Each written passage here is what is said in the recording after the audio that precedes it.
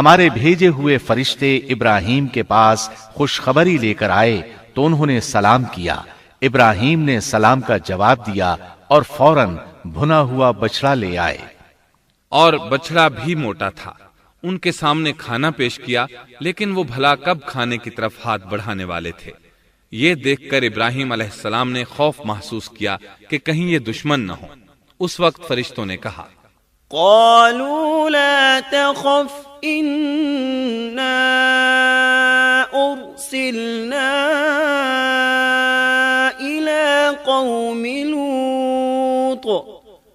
ابراہیم نہ ڈر، ہم تو قوم لوط کی طرف بھیجے گئے ہیں۔ جب انہوں نے یہ باتیں کی تو سارا علیہ السلام پاس کھڑی تھیں۔ وہ ہنسنے لگی۔ وہ خوشخبری سے پہلے کیوں ہنس پڑی؟ علماء اس بارے میں کہتے ہیں کہ جب انہوں نے سنا یہ فرشتے لوط علیہ السلام کی بستی کو تباہ کرنے جا رہے ہیں تو ان کے خاتمے کی خبر سن کر وہ ہنستی۔ اس کے بعد فرشتوں نے یہ خوشخبری سنائی۔ فبشرناها بإسحاق ومن وراء إسحاق يعقوب۔ ہم نے اسے اسحاق کی پیدائش کی خوشخبری دی اور اسحاق کے بعد یعقوب پوتے کی بھی خوشخبری دی۔ بہت جلد ہی ہم اسحاق سے تیری ویران گود کو آباد کریں گے، اور تو اپنی زندگی میں اس کے بیٹے یعقوب کو بھی دیکھ لے گی۔ اب 3 بشارتیں جمع ہو گئیں۔ بیٹا پیدا ہوگا، لمبی عمر ملے گی یعنی بیٹا جوان ہوگا، اور پھر وہ اپنے پوتے کو بھی دیکھے گی۔ اس سے بڑھ کر کیا عزت اور تکریم ہو سکتی ہے؟ اس لیے جب نبی کریم صلی اللہ علیہ وسلم سے پوچھا گیا کریم یعنی عزت والا کون ہے، تو آپ نے فرمایا کریم بن کریم بن کریم بن کریم، یعنی یوسف بن یعقوب بن اسحاق بن ابراہیم علیہ السلام۔ مطلب یہ کہ نبی بن نبی بن نبی بن نبی۔ یہ یوسف علیہ السلام کی شان ہے کہ خود بھی کریم، باپ بھی کریم، دادا بھی کریم اور پردادا بھی کریم۔ اس سے بڑھ کر عزت افزائی کیا ہو سکتی ہے؟ بہرحال فرشتوں نے انہیں خوشخبری دی۔ وَبَشَّرُوهُ بِغُلَامٍ عَلِيمٍ۔ پھر انہوں نے ابراہیم کو ایک صاحب علم لڑکے کی بشارت دی۔ خوشخبری سن کر سیدہ سارہ حیران ہوئی۔ مارے حیرت کے منہ سے ہلکی سی چیخ نکل گئی۔ انہوں نے اپنے رخسار پر ہاتھ مارا جیسا کہ عورتوں کی عادت ہوتی ہے۔ کہنے لگی، ہائے افسوس، کیا میں بچہ جنوں گی حالانکہ میں بانجھ ہوں اور میرے خاوند بوڑھے ہیں؟ یہ تو حیرت کی بات ہے۔ ایک دوسری جگہ اللہ تعالیٰ نے یہ الفاظ فرمائے۔ کہنے لگی، میں بوڑھی اور بانجھ ہوں، بھلا میں بچے کو کیسے جنم دوں گی؟ اس پر فرشتوں نے کہا، تو اللہ کے حکم پر تعجب کرتی ہے۔ اے اہل بیت، یہ تو اللہ کی تم پر رحمت اور برکت ہے، وہ بہت بزرگ اور قابل تعریف ہے۔ دوسری آیت میں ہے، انہوں نے کہا، اسی طرح تیرے رب نے فیصلہ کیا ہے اور ہمیں کہا ہے، یقیناً وہ بہت حکمت والا ہے اور علم رکھنے والا ہے۔ یہ تھی اسحاق علیہ السلام کی ولادت کی خوشخبری۔ ابراہیم علیہ السلام مکے میں سیدنا اسماعیل علیہ السلام سے ملنے کے لیے آتے رہتے تھے۔ ایک روز آئے تو ان سے کہا، اے میرے بیٹے، اللہ تعالیٰ نے مجھے حکم دیا ہے کہ اس مقام پر اللہ کا گھر تعمیر کرنا۔ اسماعیل علیہ السلام نے فوراً کہا، میں حاضر ہوں۔ اس طرح انہوں نے کھدائی شروع کی۔ ایسے میں انہیں شیش علیہ السلام کی تعمیر کے آثار نظر آئے۔ انہوں نے اس پر تعمیر شروع کر دی۔ ایک روایت میں یہ بھی ہے کہ انہوں نے فرشتوں والی بنیادوں کے آثار بھی دیکھے۔ نبی کریم صلی اللہ علیہ وسلم کی جوانی کے دنوں میں جب مکے کے قریش نے کعبے کی تعمیر نئے سرے سے کی تو انہوں نے اس کی بنیادوں کو گہرا کرنا چاہا۔ وہ کھدائی کرتے ان سبز پتھروں تک پہنچ گئے جو پہاڑوں کی چوٹیوں کی طرح نظر آ رہے تھے۔ انہوں نے ان پتھروں کو نکالنا چاہا۔ ایک شخص نے کدال کے ذریعے ایک پتھر کو باہر نکالا تو اس کے نیچے سے اتنا نور نکلنے لگا کہ قریب تھا وہ شخص اندھا ہو جاتا۔ پھر پتھر خود بخود نیچے جا گرا اور اپنی جگہ پر جم گیا۔ اس کے بعد لوگوں نے ان پتھروں کو ہاتھ نہ لگایا اور تعمیر شروع کر دی۔ قرآن مجید میں تعمیر کعبہ اور بیت اللہ کا تذکرہ اس طرح آیا ہے، وَإِذْ بَوَّأْنَا لِإِبْرَاهِيمَ مَكَانَ الْبَيْتِ أَلَّا تُشْرِكْ بِي شَيْئًا وَطَهِّرْ بَيْتِيَ لِلطَّائِفِينَ وَالْقَائِمِينَ وَالرُّكَّعِ السُّجُودِ۔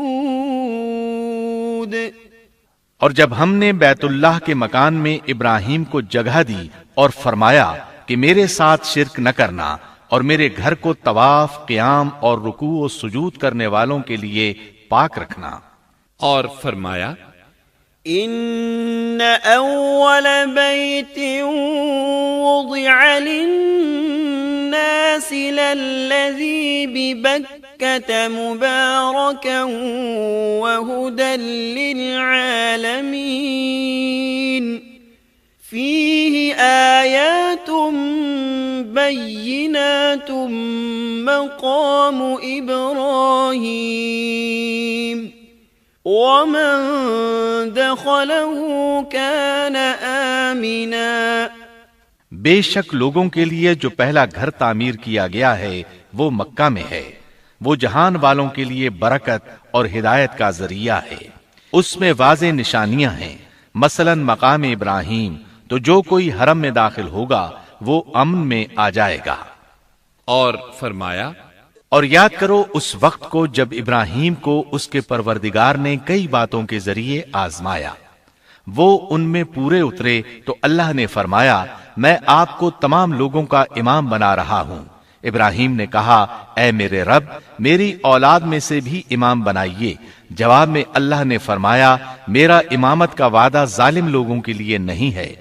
اور اس وقت کو یاد کرو جب ہم نے بیت اللہ کو ثواب اور امن کی جگہ بنا دیا اور لوگوں نے مقام ابراہیم کو جائے نماز بنا لیا۔ ہم نے ابراہیم کو حکم دیا کہ میرے گھر کو طواف، اعتکاف، رکوع اور سجود کے لیے پاک رکھو، اور وہ وقت بھی یاد رکھو جب ابراہیم نے دعا کی اے پروردگار اس شہر کو امن والا بنا دے اور اس کے مومن بندوں کو پھلوں کا رزق عطا کر۔ اللہ تعالیٰ نے فرمایا میں کافروں کو بھی تھوڑا فائدہ دوں گا، پھر انہیں آگ کے عذاب کی طرف بے بس کر دوں گا، یہ پہنچنے کی جگہ بری ہے۔ اور وہ وقت یاد کرو جب ابراہیم اور اسماعیل بیت اللہ کی بنیادوں کو بلند کر رہے تھے اور دعا مانگ رہے تھے اے ہمارے رب ہماری محنت کو قبول فرما، تو دعا کو سننے والا جاننے والا ہے، اور ہمیں اپنا فرما بردار بنا، ہماری اولاد میں سے بھی ایک فرما بردار گروہ بنا، اور ہمیں عبادت کا طریقہ سکھا اور ہم پر رجوع فرما، کیونکہ تو ہی توبہ قبول کرنے اور رحم فرمانے والا ہے۔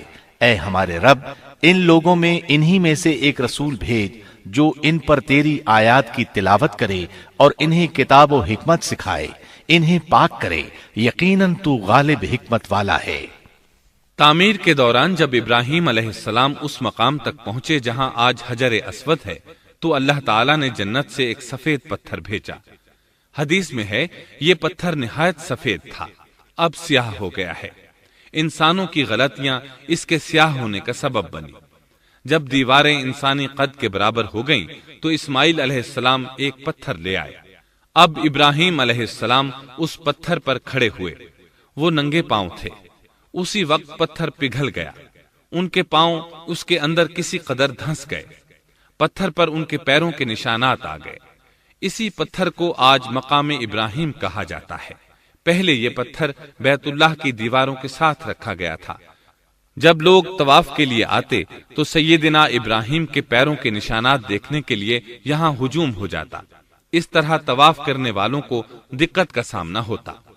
سیدنا عمر رضی اللہ عنہ نے صحابہ کرام کے مشورے سے اس پتھر کو اس جگہ سے قدرے ہٹا کر نماز کی صفوں کے قریب کر دیا تاکہ طواف کرنے والوں کو دقت نہ ہو۔ یہ مقام بہت مقدس ہے۔ اللہ نے فرمایا ہے وَاتَّخِذُوا مِن مَّقَامِ إِبْرَاهِيمَ مُصَلًّى، تم مقام ابراہیم کو جائے نماز مقرر کر لو۔ مقام ابراہیم کے قریب اس کے پیچھے ہو کر نماز پڑھنے کا موقع مل جائے تو لازماً وہاں 2 رکعت ادا کیا کرو۔ موقع نہ ملے تو پھر پوری مسجد حرام میں طواف سے فراغت والی 2 رکعت پڑھ لیا کرو۔ اس طرح کعبہ تعمیر ہوا، تب نیا حکم آیا، وَلِلَّهِ عَلَى النَّاسِ حِجُّ الْبَيْتِ مَنِ اسْتَطَاعَ إِلَيْهِ سَبِيلًا وَمَن كَفَرَ فَإِنَّ اللَّهَ غَنِيٌّ عَنِ الْعَالَمِينَ۔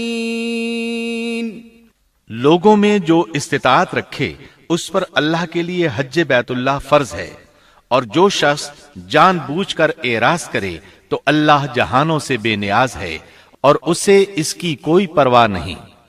ادھر ابراہیم علیہ السلام کو اللہ تعالی کی طرف سے اشارہ ہوا، وَأَذِّن فِي النَّاسِ بِالْحَجِّ، لوگوں میں حج کا اعلان کر دیں۔ ابراہیم علیہ السلام کہنے لگے، اللہ میری آواز بھلا کس کس تک پہنچے گی؟ جواب آیا، آپ کے ذمے آواز لگانا ہے، پہنچانا ہمارا کام ہے۔ چنانچہ آپ عرفات کے ایک پہاڑ پر چڑھے اور آواز لگائی، لوگو بیت الحرام کا حج کرو۔ اللہ تعالیٰ نے معجزانہ طور پر یہ آواز تمام انسانوں تک پہنچا دی، خواہ وہ پیدا ہوئے تھے یا نہیں۔ دوسرا معجزہ یہ ہوا کہ اللہ نے بیت اللہ اور اس کے حج کی محبت لوگوں کے دلوں میں ڈال دی۔ اللہ نے فرمایا، وَأَذِّن فِي النَّاسِ بِالْحَجِّ يَأْتُوكَ رِجَالًا وَعَلَى كُلِّ ضَامِرٍ يَأْتِينَ مِن كُلِّ فَجٍّ عَمِيقٍ۔ اور آپ لوگوں میں حج کا اعلان کر دیں، وہ آپ کی طرف پیدل بھی آئیں گے اور دبلے پتلے اونٹوں پر بھی دور دور سے آئیں گے۔ اس طرح لوگ پیدل اور سوار ہو کر کثرت سے حج کے لیے آنے لگے، اور یہ ویران علاقہ آباد ہونے لگا۔ یہ تھے حالات اور واقعات ابراہیم علیہ السلام کے۔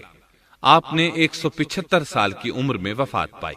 آپ سے پہلے سیدہ ہاجرہ علیہ السلام نے وفات پائی، اور ان کی وفات سے کچھ ہی عرصہ بعد سیدہ سارہ علیہ السلام 127 سال کی عمر میں فوت ہو گئیں۔ ان دونوں کی وفات کے بعد آپ غمگین رہنے لگے۔ آخر اتنی مدت تک ساتھ رہا تھا۔ آپ خلیل الرحمن تھے، آپ پر صحیفے بھی نازل ہوئے، آپ اللہ کے بے حد شکر گزار تھے۔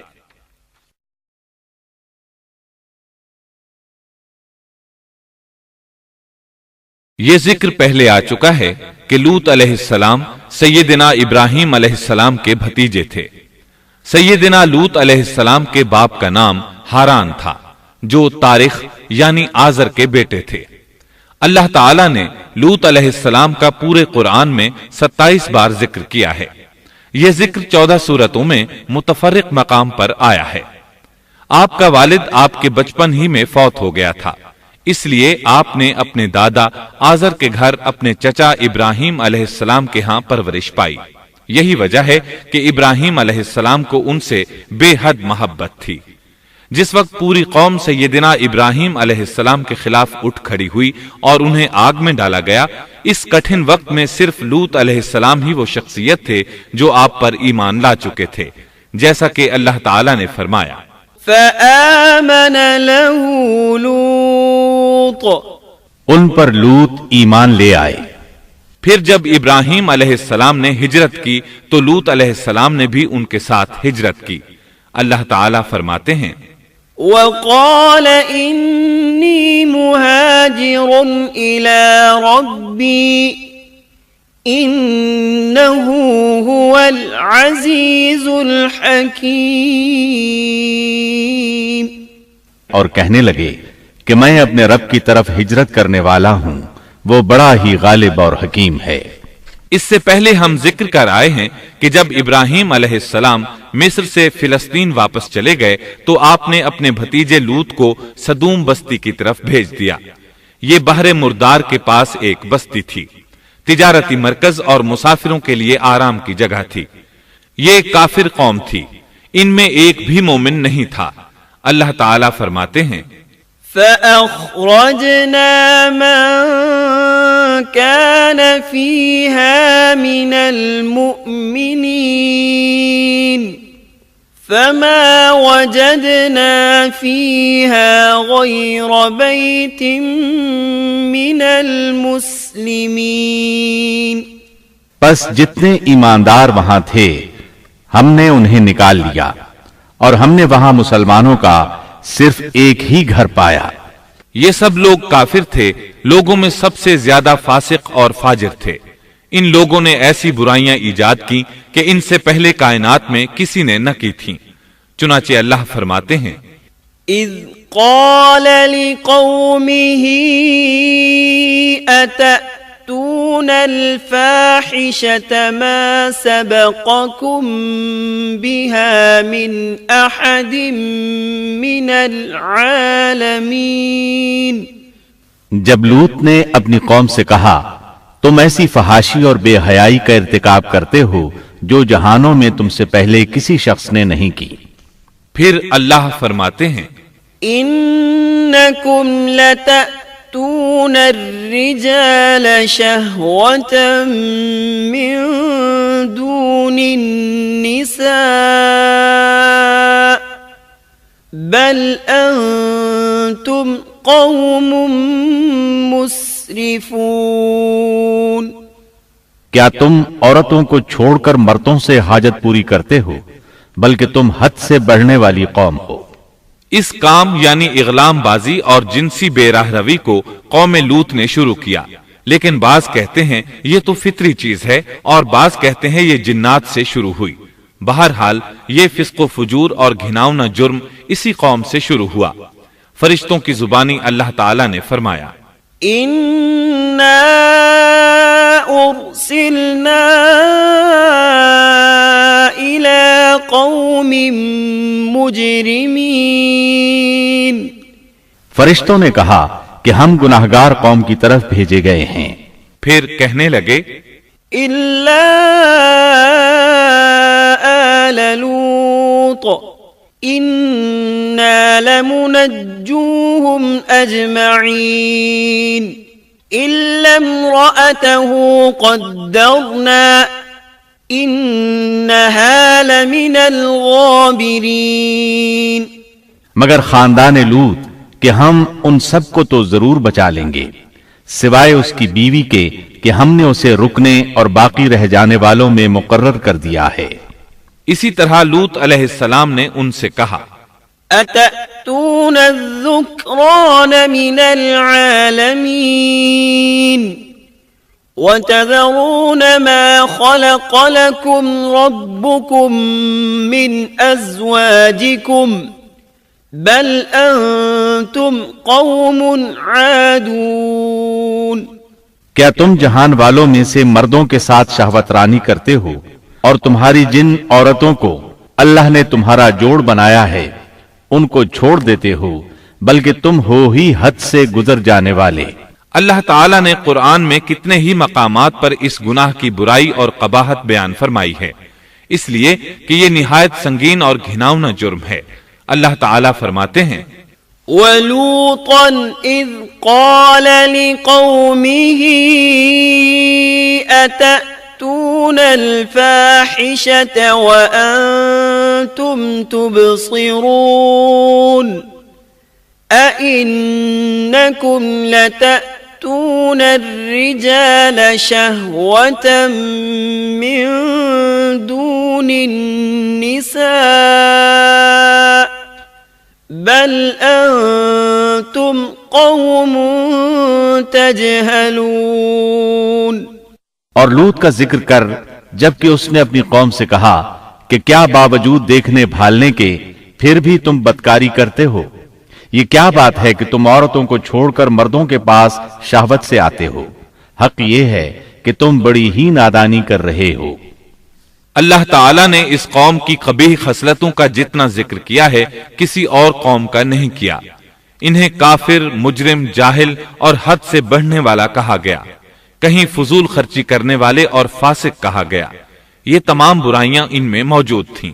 اللہ تعالیٰ فرماتے ہیں، وَلُوطًا إِذْ قَالَ لِقَوْمِهِ إِنَّكُمْ لَتَأْتُونَ الْفَاحِشَةَ مَا سَبَقَكُمْ بِهَا مِنْ أَحَدٍ مِّنَ الْعَالَمِينَ أَإِنَّكُمْ لَتَأْتُونَ تأتون الرجال وتقطعون السبيل وتأتون في ناديكم المنكر۔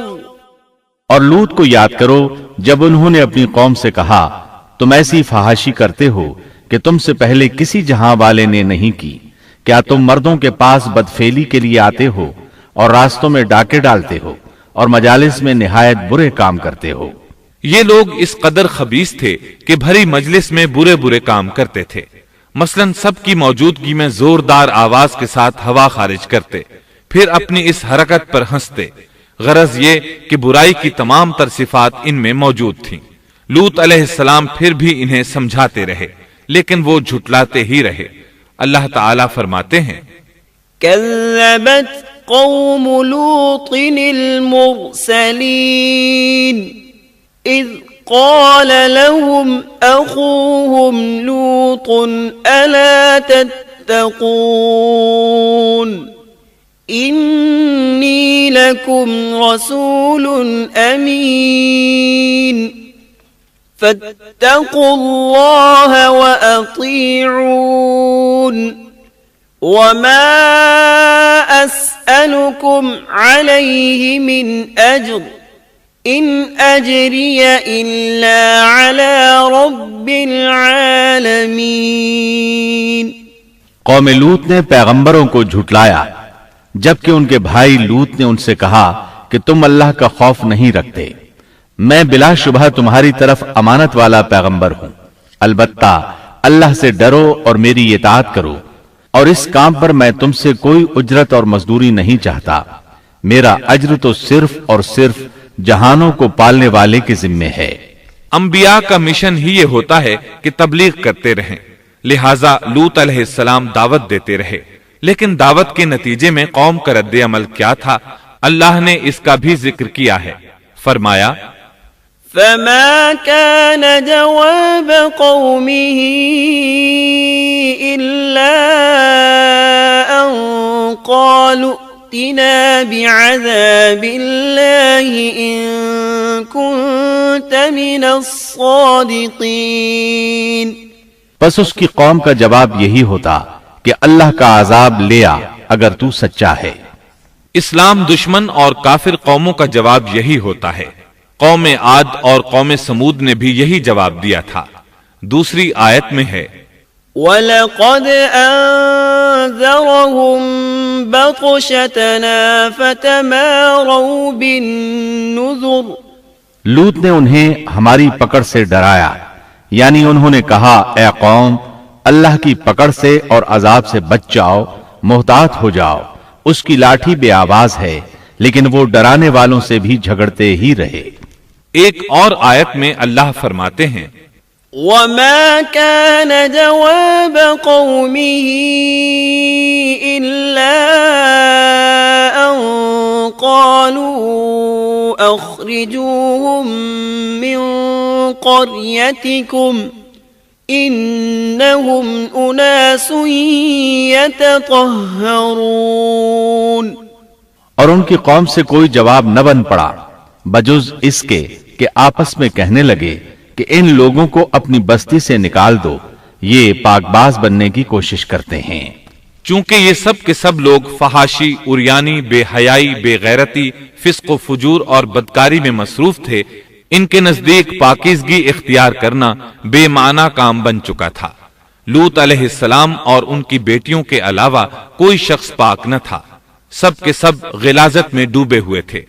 چنانچہ انہوں نے لوط علیہ السلام کو اپنی بستی سے نکال باہر کرنے کا فیصلہ کیا، کہنے لگے قالوا لئن لم تنته يا لوط لتكونن من المخرجين قال إني لعملكم من القالين۔ اے لوط اگر تو اپنے اس واعظ و نصیحت سے باز نہ آیا تو ضرور تجھے نکال دیا جائے گا۔ اس پر لوط نے فرمایا میں بھی تمہارے اس گھناونے عمل سے بیزار ہو چکا ہوں۔ چنانچہ لوط علیہ السلام اس موقع پر وہاں سے نکل آئے اور اپنے رب سے یوں دعا گو ہوئے رب نجني وأهلي مما يعملون اے میرے پروردگار، مجھے اور میرے اہل کو ان کے عمل سے بچا لے اور نجات عطا فرما۔ کتنی ہی آیات میں ہے کہ ان لوگوں نے لوط علیہ السلام کو بستی سے نکالنے کا عزم کر رکھا تھا، اور لوط علیہ السلام اس پوری بستی میں بے یار و مددگار تھے۔ وہاں ان کا کوئی خاندان تو تھا نہیں، لہٰذا گھر میں ہی بیٹھے رہے، دعا کرتے رہے۔ قال رب انصرني على القوم المفسدين اے پروردگار، اس فسادی قوم کے خلاف میری مدد فرما۔ اس دعا سے اس قوم کی ایک اور خصلت معلوم ہوئی، اور وہ یہ کہ وہ فسادی بھی تھے۔ سو اللہ نے دعا قبول فرمائی، فرشتے بھیجے، جبرائیل، میکائیل اور ملک الموت، اور بعض روایات کے مطابق اسرافیل کو بھی ان کے ساتھ بھیجا گیا۔ وہ سب سے پہلے ابراہیم علیہ السلام کے پاس آئے تاکہ انہیں اسحاق علیہ السلام کی بشارت دیں۔ آخرکار یہاں سے فرشتوں نے سدوم کا رخ کیا۔ یہ فرشتے وہاں نوجوان لڑکوں کی صورت میں پہنچے، ان کی ٹولیوں کے پاس سے گزرے تاکہ انہیں آزما لیا جائے، ان پر حجت قائم ہو جائے۔ مطلب یہ کہ اللہ تعالیٰ نے فرشتوں سے کہا تھا کہ ان لوگوں کو اس وقت تک ہلاک نہ کرنا جب تک کہ ان کے نبی کو ان پر الزام لگاتے نہ دیکھ لو۔ چنانچہ یہ فرشتے نوجوان اور خوبرو لڑکوں کی صورت میں بستی کے کنارے پہنچ گئے۔ لوط علیہ السلام کی ایک بیٹی بستی سے باہر کنارے پر رہتی تھی۔ جب اس نے انہیں دیکھا تو ڈر گئی۔ اس نے سوچا ہماری قوم کے لوگوں نے اگر انہیں دیکھ لیا تو ضرور ان سے برائی کر کے رہیں گے، اس لیے وہ اپنے والد لوط علیہ السلام کی طرف دوڑی۔ ان کے پاس پہنچ کر کہنے لگی، میں نے چند نوجوان لڑکوں کو دیکھا ہے اور میں ان کے بارے میں خوفزدہ ہوں۔ لوط علیہ السلام جلدی سے ان کی طرف آئے، ان سے پوچھا آپ کیسے آئے ہیں؟ انہوں نے بتایا ہم آپ کے مہمان ہیں۔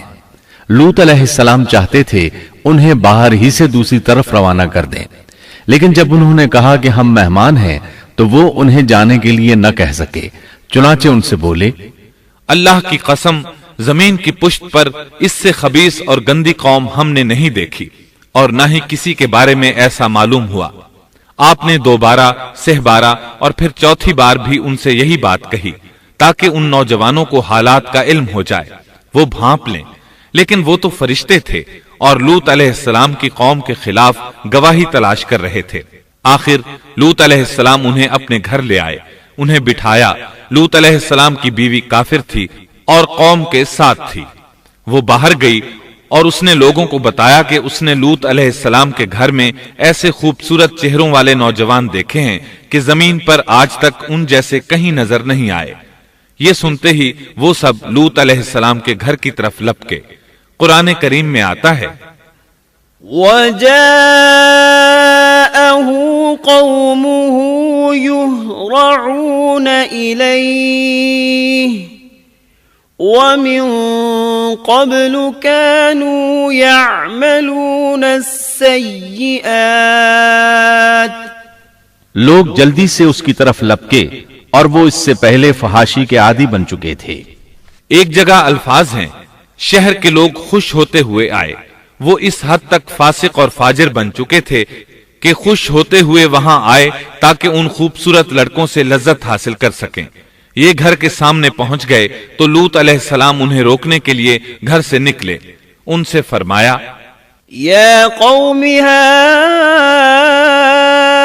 هؤلاء بناتی اے میری قوم، تمہاری خواہش کے لیے میری بیٹیاں موجود ہیں، یعنی قوم کی عورتیں موجود ہیں۔ نبی قوم کا باپ ہوتا ہے، اس کی بیویاں قوم کی مائیں اور قوم کی عورتیں اس کی بیٹیاں شمار ہوتی ہیں، جیسا کہ سورہ ہود میں آتا ہے۔ قال یا قوم هؤلاء بناتی هن اطہر لکم فاتقوا اللہ ولا تخزون فی ضیفی أَلَيْسَ مِنْكُمْ رَجُلٌ رَشِيدٌ کہنے لگے، اے میری قوم، میری یہ بیٹیاں تمہارے لیے پاکیزگی کا باعث ہیں، لہٰذا اللہ سے ڈرو اور مجھے میرے مہمانوں کے بارے میں رسوا نہ کرو، کیا تم میں کوئی بھلا شخص موجود نہیں؟ آپ کی بات کے جواب میں انہوں نے کیا جواب دیا؟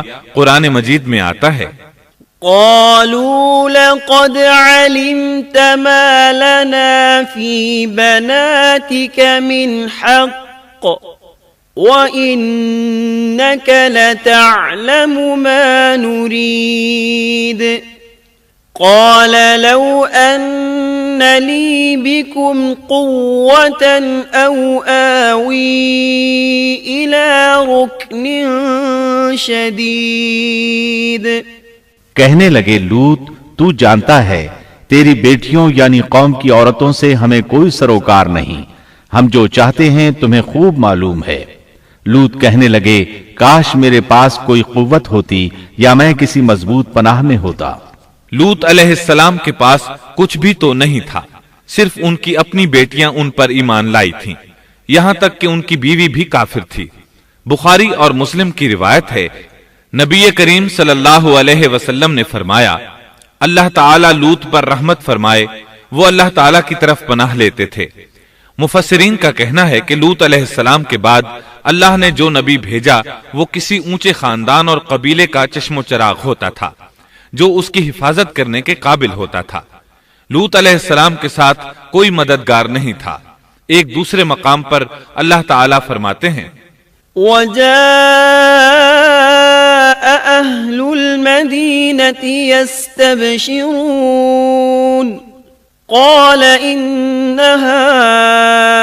هؤلاء ضيفي فلا تفضحون واتقوا الله ولا تخزون قالوا أولم ننهك عن العالمين قال هؤلاء بناتي إن كنتم فاعلين لعمرك إنهم لفي سكرتهم يعمهون۔ اور شہر کے لوگ خوش ہوتے ہوئے آئے۔ لوط نے کہا یہ میرے مہمان ہیں، مجھے رسوا نہ کرو، اللہ سے ڈرو اور مجھے ذلیل نہ کرو۔ انہوں نے کہا کیا ہم نے تجھے جہان والوں کے بارے میں منع نہیں کیا؟ یعنی انہوں نے آپ کو تبلیغ وغیرہ سے بھی روک دیا تھا۔ لوط نے کہا اگر خواہش پوری کرنا چاہتے ہو تو میری بیٹیاں یعنی قوم کی عورتیں موجود ہیں، ان سے کر لو۔ اے پیغمبر تیری عمر کی قسم وہ لوگ اپنی مدہوشی میں مست تھے۔ اللہ تعالیٰ نے کسی انسان کی عمر کی قسم نہیں کھائی سوائے نبی کریم صلی اللہ علیہ وسلم کے، اور یہ اعزاز آپ کے شرف، عزت اور تکریم پر دلیل ہے۔ اب ان لوگوں نے گھر میں داخل ہونے کی تیاری کر لی۔ ادھر لوط علیہ السلام نے اپنے تینوں مہمانوں کی طرف دیکھا۔ آپ ان کے لیے فکر مند تھے، لیکن وہ یہ دیکھ کر حیران ہوئے بغیر نہ رہے کہ وہ تینوں بالکل بے فکر بیٹھے تھے۔ اس وقت کی کیفیت اللہ تعالیٰ نے قرآن مجید میں یوں بیان فرمائی ہے، قال إنكم قوم منكرون قالوا بل جئناك بما كانوا فيه يمترون وأتيناك بالحق وإنا لصادقون۔ لوط کہنے لگے تم لوگ تو کچھ انجان سے معلوم ہو رہے ہو۔ اس پر وہ کہنے لگے ہم تو تیرے پاس وہ فیصلہ لائے ہیں جس میں اس قوم کو شک تھا، اور ہم تیرے پاس حق لے کر آ چکے ہیں اور بے شک ہم سچے ہیں۔ سورۃ العنکبوت میں اللہ تعالیٰ فرماتے ہیں، وقالوا لا تخف ولا تحزن إنا منجوك وأهلك إلا امرأتك كانت من الغابرين إنا منزلون على أهل هذه القرية رجزا من السماء بما كانوا يفسقون۔ فرشتوں نے کہا اے لوط نہ ڈر اور غم نہ کھا، یقیناً ہم تجھے اور تیرے اہل کو سوائے تیری بیوی کے نجات دیں گے، وہ پیچھے رہ جانے والوں میں سے ہوگی۔ ہم اس بستی والوں پر ان کے گناہوں کے سبب آسمان سے عذاب نازل کرنے والے ہیں۔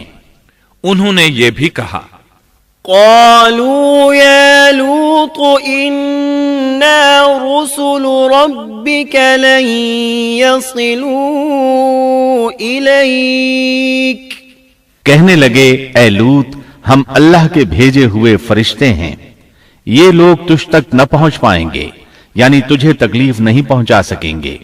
پھر ان میں سے ایک شخص نے اندر داخل ہونے کی کوشش کی۔ جبریل اٹھے، انہیں ایک ایسی ضرب لگائی کہ تمام کے تمام اوندھے ہو گئے۔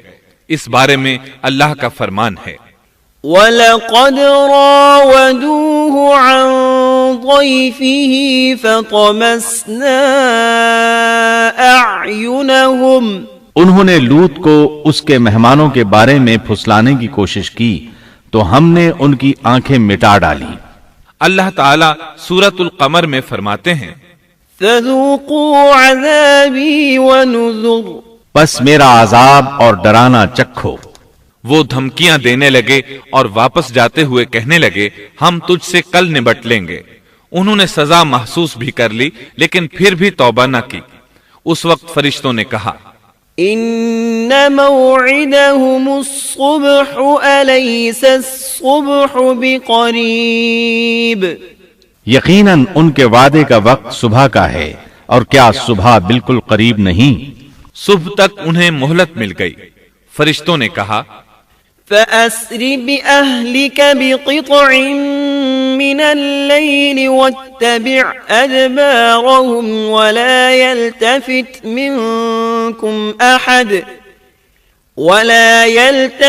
مِنكُمْ أَحَدٌ وَامْضُوا حَيْثُ تُؤْمَرُونَ وَقَضَيْنَا إِلَيْهِ ذَلِكَ الْأَمْرَ أَنَّ دَابِرَ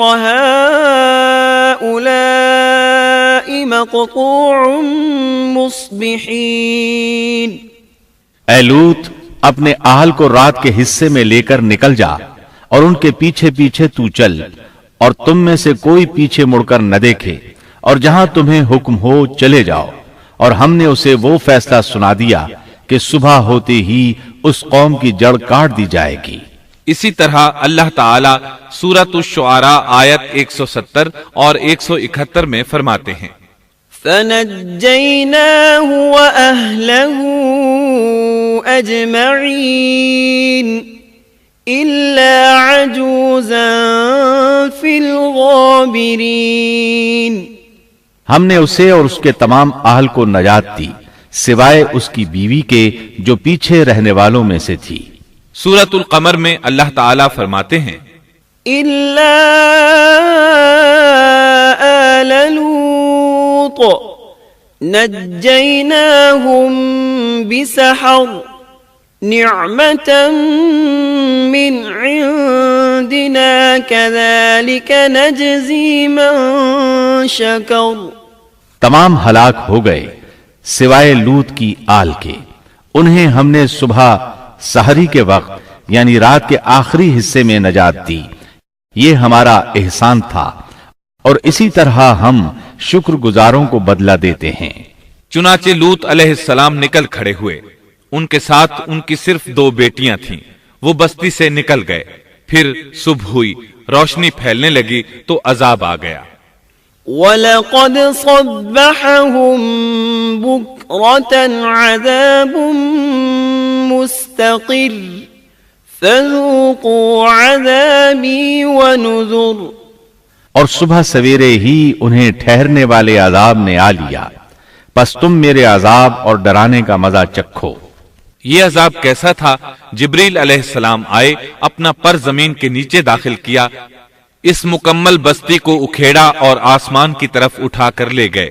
کہا جاتا ہے کہ فرشتوں نے اس بستی کے مرغوں کی اذان اور کتوں کے بھونکنے کی آوازیں سنی، اور لوگوں نے فرشتوں کی تسبیح سن لی۔ جبریل علیہ السلام نے ایک چیخ ماری، سب بجھی ہوئی آگ کی طرح ہو گئے، پھر مکمل بستی کو پکڑ کر الٹا دیا، ہر ایک کے لیے آسمان میں پتھر تیار تھا، بہرحال اس کو زمین پر دے مارا۔ اللہ تعالیٰ سورہ ہود میں فرماتے ہیں، فلما جاء أمرنا جعلنا عاليها سافلها وأمطرنا عليها حجارة من سجيل منضود مسومة عند ربك وما هي من الظالمین ببعید۔ پس جب ہمارا حکم آیا تو ہم نے اس کا اوپر والا حصہ نیچے کیا اور ان پر کنکریلے پتھر برسائے جو تہ بتہ تھے، تیرے رب کی طرف سے نشاندار تھے، اور وہ ان ظالموں سے کچھ دور نہیں تھے۔ سورۃ الحجر میں اللہ فرماتے ہیں فأخذتهم الصيحة مشرقين فجعلنا عاليها سافلها وأمطرنا عليهم حجارة من سجيل۔ روشنی ہوتے ہی انہیں بڑے زور کی چیخ نے پکڑ لیا، پھر ہم نے اس کا بلند حصہ نیچے کیا اور ان پر کنکر والے پتھر برسائے۔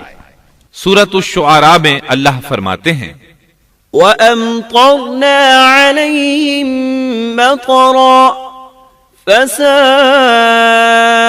مَطَرُ الْمُنذَرِينَ إِنَّ فِي ذَلِكَ لَآيَةً وَمَا كَانَ أَكْثَرُهُم مُؤْمِنِينَ وَإِنَّ رَبَّكَ لَهُوَ الْعَزِيزُ الرَّحِيمُ۔ اور ہم نے ان پر ایک خاص قسم کا می برسایا، پس بہت ہی برا می تھا جو ڈرائے گئے ہوئے لوگوں پر برسا۔ یہ ماجرا بھی سراسر عبرت ہے، ان میں سے بھی اکثر مسلمان نہ تھے۔ بے شک تیرا پروردگار وہی ہے، غلبے والا، مہربانی والا۔ سورۃ النجم میں اللہ فرماتے ہیں وَالْمُؤْتَفِكَةَ أَهْوَىٰ فَغَشَّاهَا مَا غَشَّىٰ فَبِأَيِّ آلَاءِ رَبِّكَ تَتَمَارَىٰ هَٰذَا نَذِيرٌ مِّنَ النُّذُرِ الْأُولَىٰ۔ اور اس نے الٹائی ہوئی بستیاں گرا دی، پھر ان کو اس چیز سے ڈھانپا جس سے بھی ڈھانپا، مطلب یہ کہ ان پر پتھروں کی بارش برسائی۔ پس تم اپنے رب کی کون کون سی نعمتوں میں جھگڑو گے؟ یہ شخص بھی پہلے ڈرانے والوں کی طرح ایک ڈرانے والا ہے۔ اس طرح یہ بستی سدوم بحر مردار کے علاقے میں تہس نہس ہو گئی، اور اس کے آثار و نشانات قیامت تک کے لیے چھوڑ دیے گئے ہیں۔ ان نشانات کو اسی لیے باقی چھوڑا گیا ہے کہ سارا جہان ان کو دیکھ کر عبرت پکڑے، فحاشیوں سے باز آ جائے، خاص طور پر سب سے بڑی فحاشی جو قوم لوط کا عمل تھا اس سے باز آ جائیں۔ سیدنا لوط علیہ السلام کے اس قصے میں قرآن حکیم اور احادیث نبوی سے یہ بات ثابت ہوتی ہے کہ سیدنا لوط علیہ السلام جس قوم کی طرف مبعوث کیے گئے تھے وہ قوم اخلاق کے اعتبار سے بالکل ختم ہو چکی تھی، اور اب اس کی اصلاح ناممکن ہو چکی تھی۔ اس قوم نے اپنے جرم کو جرم بھی نہیں سمجھا تھا۔ عام مقامات پر اعلانیہ بے حیائی کرنا ان کا مشغلہ تھا۔ یہ ایسا عمل تھا جس کی ماضی میں کوئی نظیر نہیں ملتی۔ مردوں کا مردوں سے اختلاط اور عورتوں کا عورتوں سے، یہ ایسا فعل تھا جو جنگل کے وحشی جانور بھی نہیں کرتے۔ یہی وجہ تھی کہ یہ قوم اپنے میں سے کچھ نیک لوگوں کو بھی برداشت نہیں کرتی تھی۔ وہ انہیں نیکی اور شرافت کی دعوت دیتے تھے، اسی لیے وہ ان کے سخت مخالف ہو گئے تھے۔ قرآن کریم نے اس قوم کے 3 بڑے جرائم کا ذکر کیا ہے۔ یہ کہ تم مردوں سے بدفعلی کرتے ہو، مسافروں کو لوٹ لیتے ہو، عام مجلسوں میں اعلانیہ فحاشی کرتے ہو۔ ان 3 گناہوں میں سے سب سے پہلا گناہ بدترین گناہ تھا۔ یہ گناہ اس قوم سے پہلے کسی نے نہیں کیا تھا، گویا وہ اس گناہ کو ایجاد کرنے والے تھے، اور یہ گناہ زنا سے بھی زیادہ شدید ہے۔ قرآن کریم اور احادیث کی روح سے اغلام بازی ایک بدترین گناہ ہے۔ احادیث میں اس گناہ کی مختلف سزائیں آئی ہیں۔ ایک روایت میں ہے کہ فاعل اور مفعول دونوں کو قتل کر دو۔ بستی سدوم عذاب کے نزول سے قبل کن حالات سے دوچار تھی، سورۃ الزاریات آیت 35 اور 36 میں یوں بیان ہوا ہے: پھر ہم نے ان سب لوگوں کو نکال لیا جو اس بستی میں مومن تھے، یعنی لوط علیہ السلام اور ان پر ایمان لانے والے، سو ہم نے اس بستی میں سوائے ایک گھر کے مسلمانوں کا کوئی گھر نہ پایا۔ اس کا مطلب ہے وہاں صرف سیدنا لوط علیہ السلام اور ان کا گھرانہ مسلمان تھا، باقی سب گھر کافروں کے تھے۔ اللہ تعالیٰ کسی قوم کی مکمل تباہی کا فیصلہ اس وقت تک نہیں کرتے جب تک کہ اس قوم میں کچھ قابل لحاظ بھلائی موجود ہو، مگر جب قوم کا حال یہ ہو جائے کہ اس میں بھلائی آٹے میں نمک کے برابر بھی باقی نہ رہے، تو ایسی صورت میں اللہ کا قانون یہ ہے کہ نبی اور اس پر ایمان لانے والوں کو اپنی قدرت خاص سے کسی نہ کسی طرح بچا لیا جاتا ہے، اور باقی لوگوں کے ساتھ وہی معاملہ کیا جاتا ہے جو ہوش مند تاجر اپنے ٹوکرے کے گلے سڑے پھلوں کے ساتھ کرتا ہے۔ اچھے پھل ان میں سے نکال لیتا ہے اور سڑے ہوئے باہر پھینک دیتا ہے۔ عذاب کے بعد اللہ تعالیٰ نے اس شہر کے کھنڈرات کے بارے میں سورۃ الزاریات آیت 37 میں یوں فرمایا ہے: اس عذاب کے بعد ہم نے وہاں بس ایک نشانی ان لوگوں کے لیے چھوڑ دی جو دردناک عذاب سے ڈرتے تھے۔ اس نشانی سے مراد بحیرہ مردار ہے۔ اس کا جنوبی علاقہ آج بھی ایک عظیم تباہی کے آثار پیش کر رہا ہے۔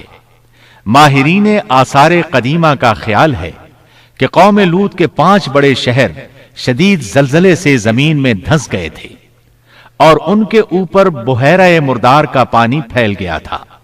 اس خیال کی وجہ یہ بتائی جاتی ہے کہ بحیرہ مردار کا وہ حصہ جو اللسان نامی جزیرے کے جنوب میں واقع ہے وہ صاف طور پر بعد میں پیدا ہوا ہے، اور قدیم بحیرہ مردار کے جو آثار اس جزیرے کے شمال میں نظر آتے ہیں وہ جنوب میں پائے جانے والے آثار سے بالکل مختلف ہیں۔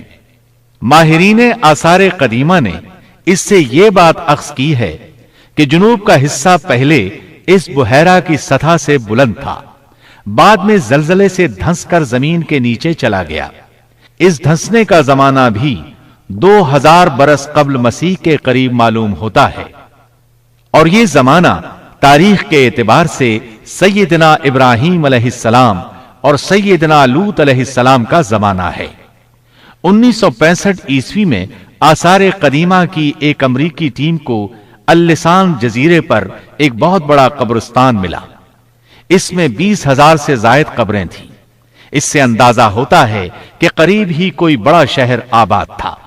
اس لیے عین ممکن ہے کہ جس شہر کا یہ قبرستان ہے وہ بحیرہ میں غرق ہو چکا ہو۔ بحیرہ کے جنوب میں جو علاقہ ہے اس میں اب بھی ہر طرف تباہی کے آثار موجود ہیں، اور زمین میں گندھک، رال، کول تار اور قدرتی گیس کے اتنے بڑے ذخائر پائے گئے ہیں کہ ان کو دیکھ کر یقین ہو جاتا ہے کہ کسی وقت بجلیوں کے گرنے سے یا آتش فشاں کا لاوا نکلنے سے یہاں آگ پھٹ پڑی تھی۔ اللہ تعالیٰ سورہ ہود کی آیت 83 میں ارشاد فرماتے ہیں: پتھراؤ کا یہ عذاب آج بھی ظالموں سے دور نہیں۔ مطلب یہ کہ جو قوم اس قوم کی طرح ظلم اور بے حیائی پر جم جائے وہ اپنے آپ کو اس جیسے عذاب سے دور نہ خیال کرے۔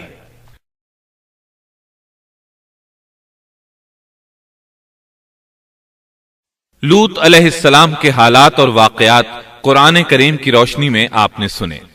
آئیے اب شروع کرتے ہیں یوسف علیہ السلام کا قصہ۔ قرآن کریم نے اس قصے کو احسن القصص کہا ہے۔ اس کے بارے میں اللہ تعالیٰ نے پوری ایک سورت یعنی سورہ یوسف نازل فرمائی۔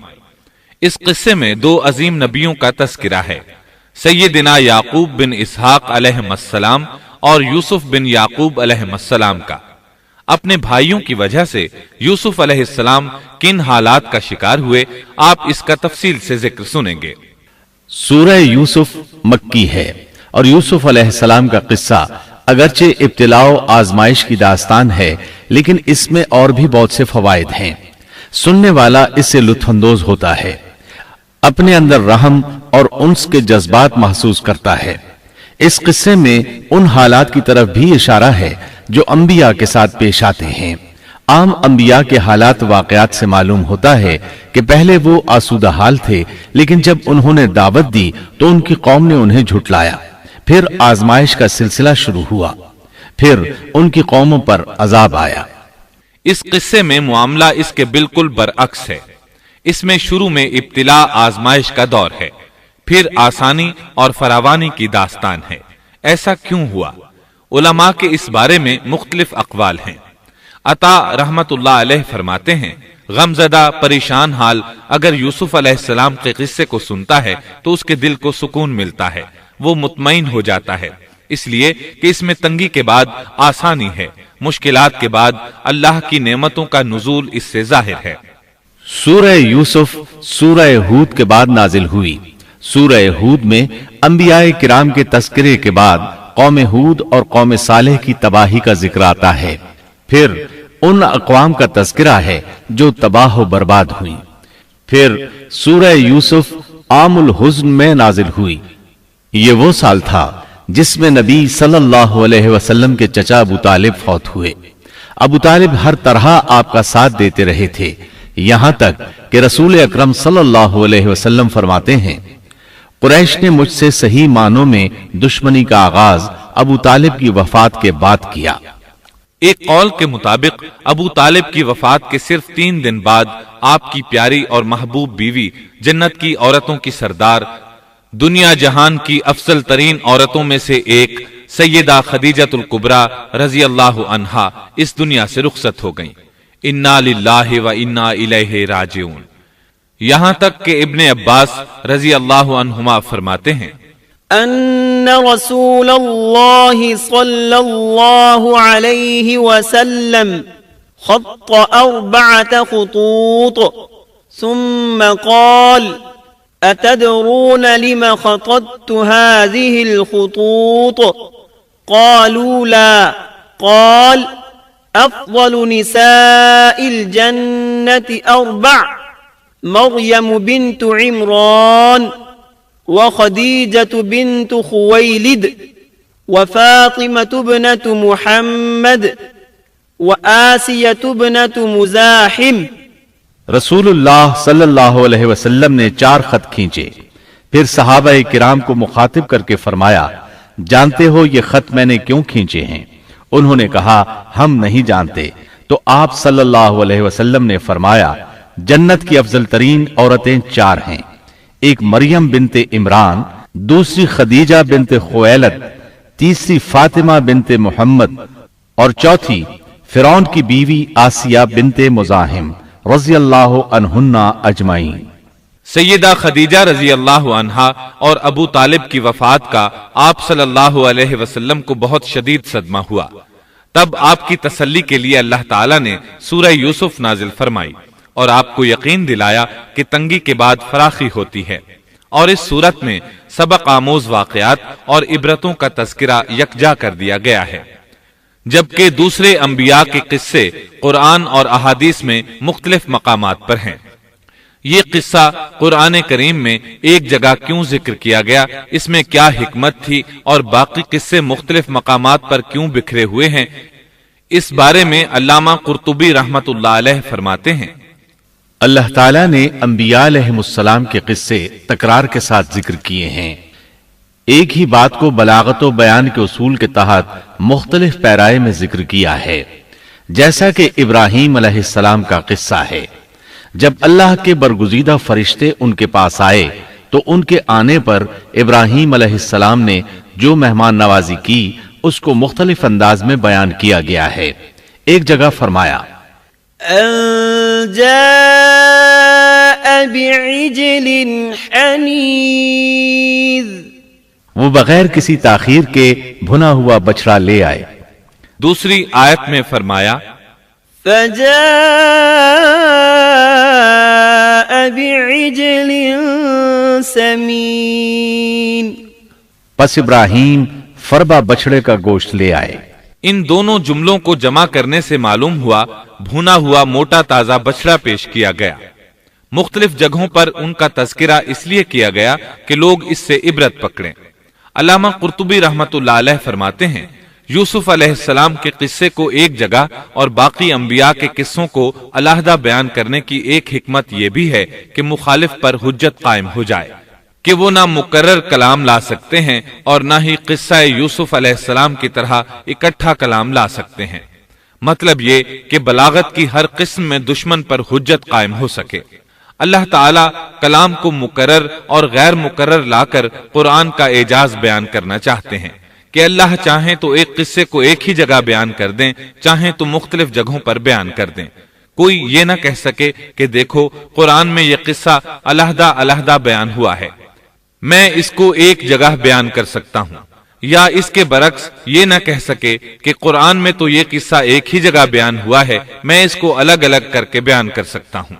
اب ہم اس قصے کا آغاز کرتے ہیں اور اسی طرح کرتے ہیں جس طرح اس کا آغاز اللہ رب العزت نے کیا ہے۔ بسم اللہ الرحمن الرحیم الف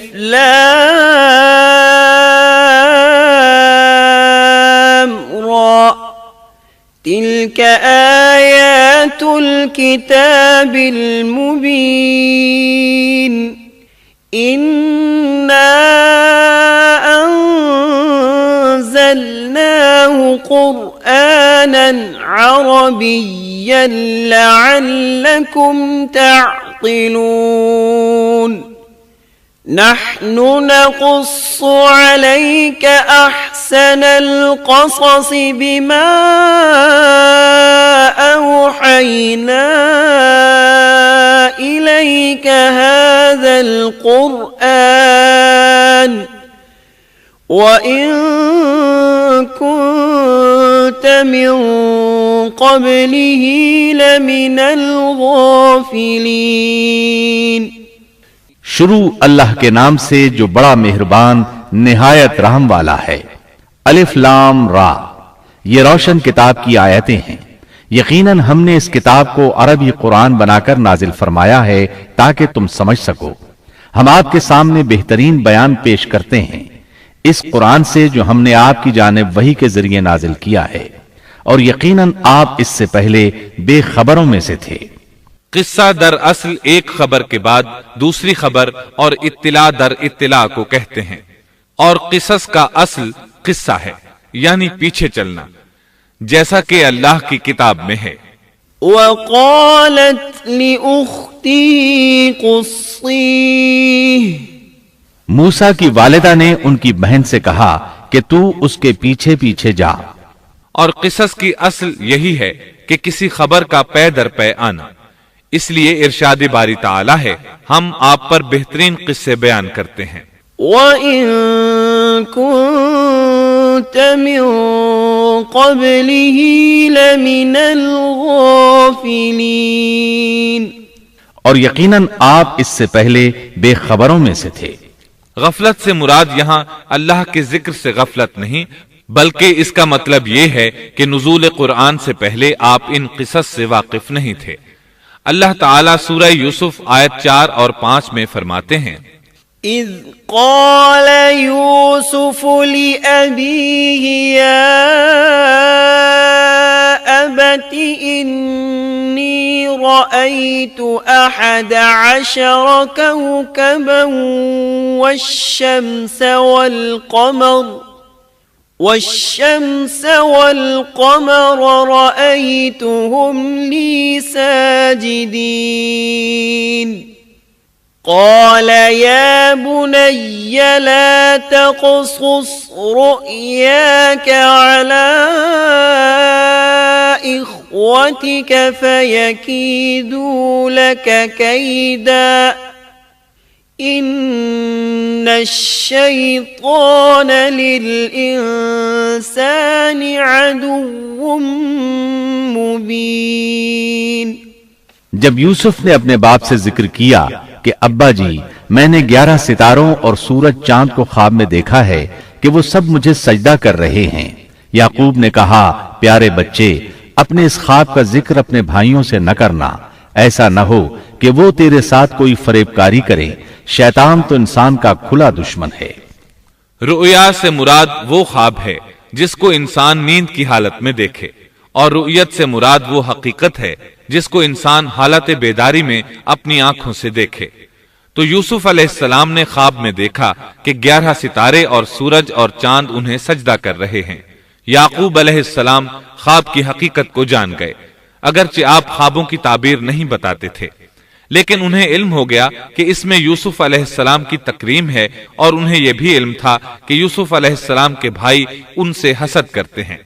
اسی لیے انہوں نے یوسف علیہ السلام سے کہا کہ اپنے بھائیوں کو یہ خواب نہ سنانا۔ یوسف علیہ السلام کے 11 بھائی تھے۔ بنیامین ان کے سگے بھائی تھے، باقی 6 ایک ماں سے اور 4 2 لونڈیوں سے تھے۔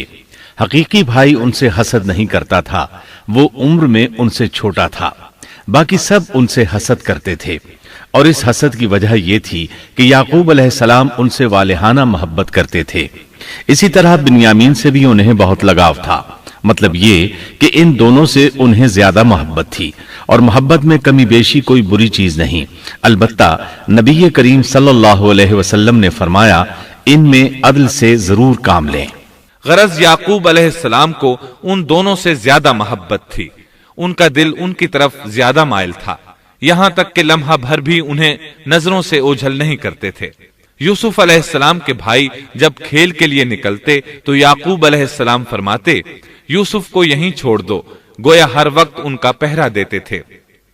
اللہ تعالی سورہ یوسف آیت 6 میں فرماتے ہیں، وَكَذَلِكَ يَجْتَبِيكَ رَبُّكَ وَيُعَلِّمُكَ مِن تَأْوِيلِ الْأَحَادِيثِ وَيُتِمُّ نِعْمَتَهُ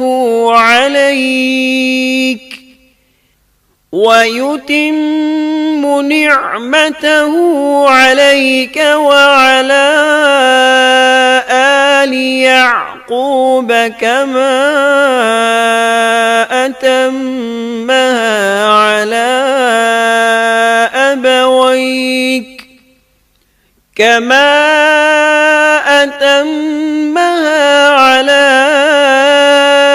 أَبَوَيْكَ مِن قَبْلُ إِبْرَاهِيمَ وَإِسْحَاقَ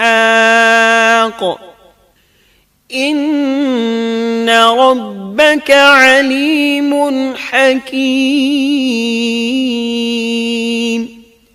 اور اسی طرح تجھے تیرا پروردگار برگزیدہ کرے گا، اور تجھے معاملہ فہمی یعنی خوابوں کی تعبیر بھی سکھائے گا، اور اپنی نعمت تجھے بھرپور عطا فرمائے گا، اور یعقوب کے گھر والوں کو بھی، جیسے کہ اس نے اس سے پہلے تیرے دادا اور پردادا یعنی ابراہیم و اسحاق کو بھی بھرپور اپنی نعمت دی۔ یقیناً تیرا رب بہت بڑے علم والا اور زبردست حکمت والا ہے۔ یعنی آپ کو منتخب کر لیا اور تمام بھائیوں سے آپ کو چن لیا، اور یعقوب علیہ السلام کے سارے بیٹوں سے آپ کا انتخاب کیا، اور اس دور کے لوگوں میں سے آپ کو نبوت دینے کا ارادہ کیا۔ مزید یہ کہ وہ لوگوں کو خوابوں کی تعبیر بھی بتاتے تھے، اور آیت میں جس نعمت کا ذکر ہے اس سے مراد نبوت کی نعمت ہے، اور یہ قصہ اللہ تعالیٰ نے نصیحت کے لیے ذکر کیا ہے۔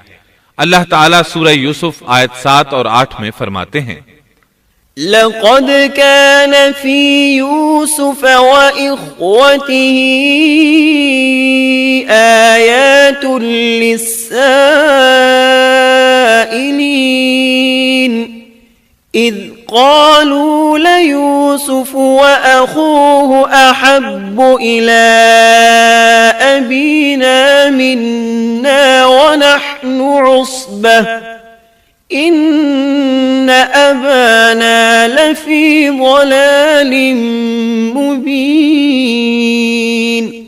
یقیناً یوسف اور اس کے بھائیوں میں دریافت کرنے والوں کے لیے بڑی بڑی نشانیاں ہیں، جبکہ انہوں نے کہا کہ یوسف اور اس کا بھائی بنسبت ہمارے باپ کو بہت زیادہ پیارا ہے، حالانکہ ہم طاقتور جماعت ہیں، کوئی شک نہیں کہ ہمارے ابا سری غلطی میں ہیں۔ کہا جاتا ہے کہ یہودیوں نے نبی کریم صلی اللہ علیہ وسلم سے یوسف علیہ السلام کے قصے کے متعلق سوال کیا تو یہ مکمل سورت انہیں قصہ سنانے کے لیے نازل ہوئی، جبکہ بنی اسرائیل کو یہ مکمل قصہ معلوم نہ تھا، اور جو معلوم تھا وہ بھی تحریف شدہ تھا۔ قرآن ان کی اس تحریف کو واضح کرنے کے لیے بھی نازل ہوا، اور جو بھی بنی اسرائیل کا شخص یا کوئی اور اس کے متعلق پوچھے گا اس کے لیے عبرتیں اور نصیحتیں ہیں۔ یوسف کے بھائیوں نے کہا کہ ہمارا باپ یوسف اور اس کے بھائی سے زیادہ محبت کیوں کرتا ہے، جبکہ ہم ایک جماعت ہیں۔ اپنے باپ کے اس عمل پر اعتراض کیا، اور یقیناً یہ ایک بہت برا گمان تھا۔ ضلال کا معنی گمراہی ہوتا ہے، لیکن کبھی خطا پر بھی بولا جاتا ہے، اور انہوں نے باہمی مشورہ کیا اور سوچ بچار کے بعد یوسف علیہ السلام کے قتل کی تجویز طے ہوئی۔ اللہ تعالیٰ آیت 9 میں فرماتے ہیں، اقتلوا يوسف او اطرحوه ارضا يخل لكم وجه ابيكم وتكونوا من بعده قوما صالحين۔ یوسف کو تو مار ہی ڈالو یا اسے کسی نامعلوم جگہ پھینک دو کہ تمہارے والد کا رخ صرف تمہاری طرف ہی ہو جائے، اس کے بعد تم نیک ہو جانا۔ مطلب یہ کہ وہ آپس میں کہنے لگے یوسف کو قتل کر دو۔ اس پر بڑے بھائی یہودا نے مداخلت کی اور کہا قتل بہت سنگین جرم ہے۔ اس پر وہ بولے تب پھر اسے کہیں غائب کر دو تاکہ باپ کی توجہ تمہاری طرف ہو جائے اور یوسف والی رکاوٹ ختم ہو جائے۔ دیکھیے کیسی سوچ ہے، پہلے برائی کریں گے پھر توبہ کریں گے اور نیک بن جائیں گے۔ بھلا کیا ایسا آدمی جو برائی اس نیت سے کرتا ہے بعد میں توبہ کر لے گا، کیا اس کی توبہ قبول ہوگی؟ علماء فرماتے ہیں توبہ کا دروازہ کھلا ہے۔ اللہ تعالیٰ رات کے وقت صدا دیتا ہے کہ دن کو برائی کرنے والے توبہ کر لے، اور دن کو آواز دیتا ہے رات کو برائی کرنے والے توبہ کر لے۔ کوئی توبہ کا دروازہ بند نہیں کر سکتا، یہاں تک کہ انسان جتنی بار بھی گناہ کر کے توبہ کرے اللہ قبول کرتا ہے۔ اس لیے اللہ نے ان کی توبہ قبول کر لی۔ تاہم اس بات سے ڈرنا چاہیے کہ اگر گناہ کرنے کے بعد توبہ کا موقع ہی نہ ملے اور موت آ لے تو کیا ہوگا؟ یہ بات نہایت ہی خوفناک ہے کہ توبہ کا موقع ہی نہ ملے۔ اللہ تعالیٰ آیت نمبر 10 میں فرماتے ہیں، قال قائل منهم لا تقتلوا يوسف وألقوه في غيابة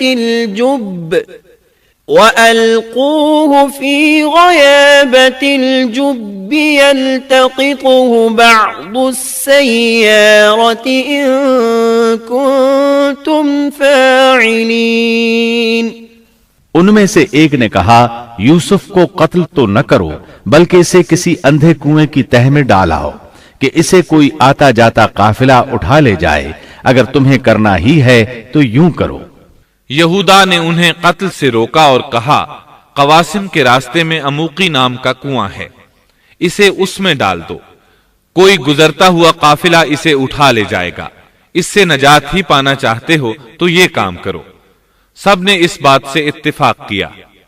اب اپنے باپ کے پاس گئے، باپ سے انہوں نے جو کہا آیت 11 اور 12 میں آتا ہے، قالوا يا أبانا ما لك لا تأمنا على يوسف وإنا له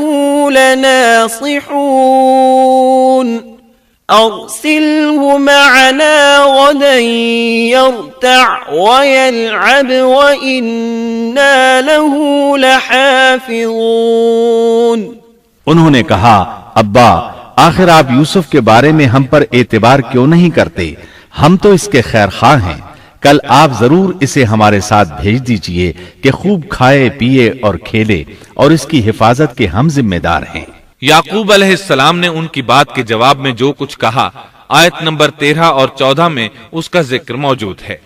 قال إني ليحزنني أن تذهبوا به وأخاف أن يأكله الذئب وأنتم عنه غافلون۔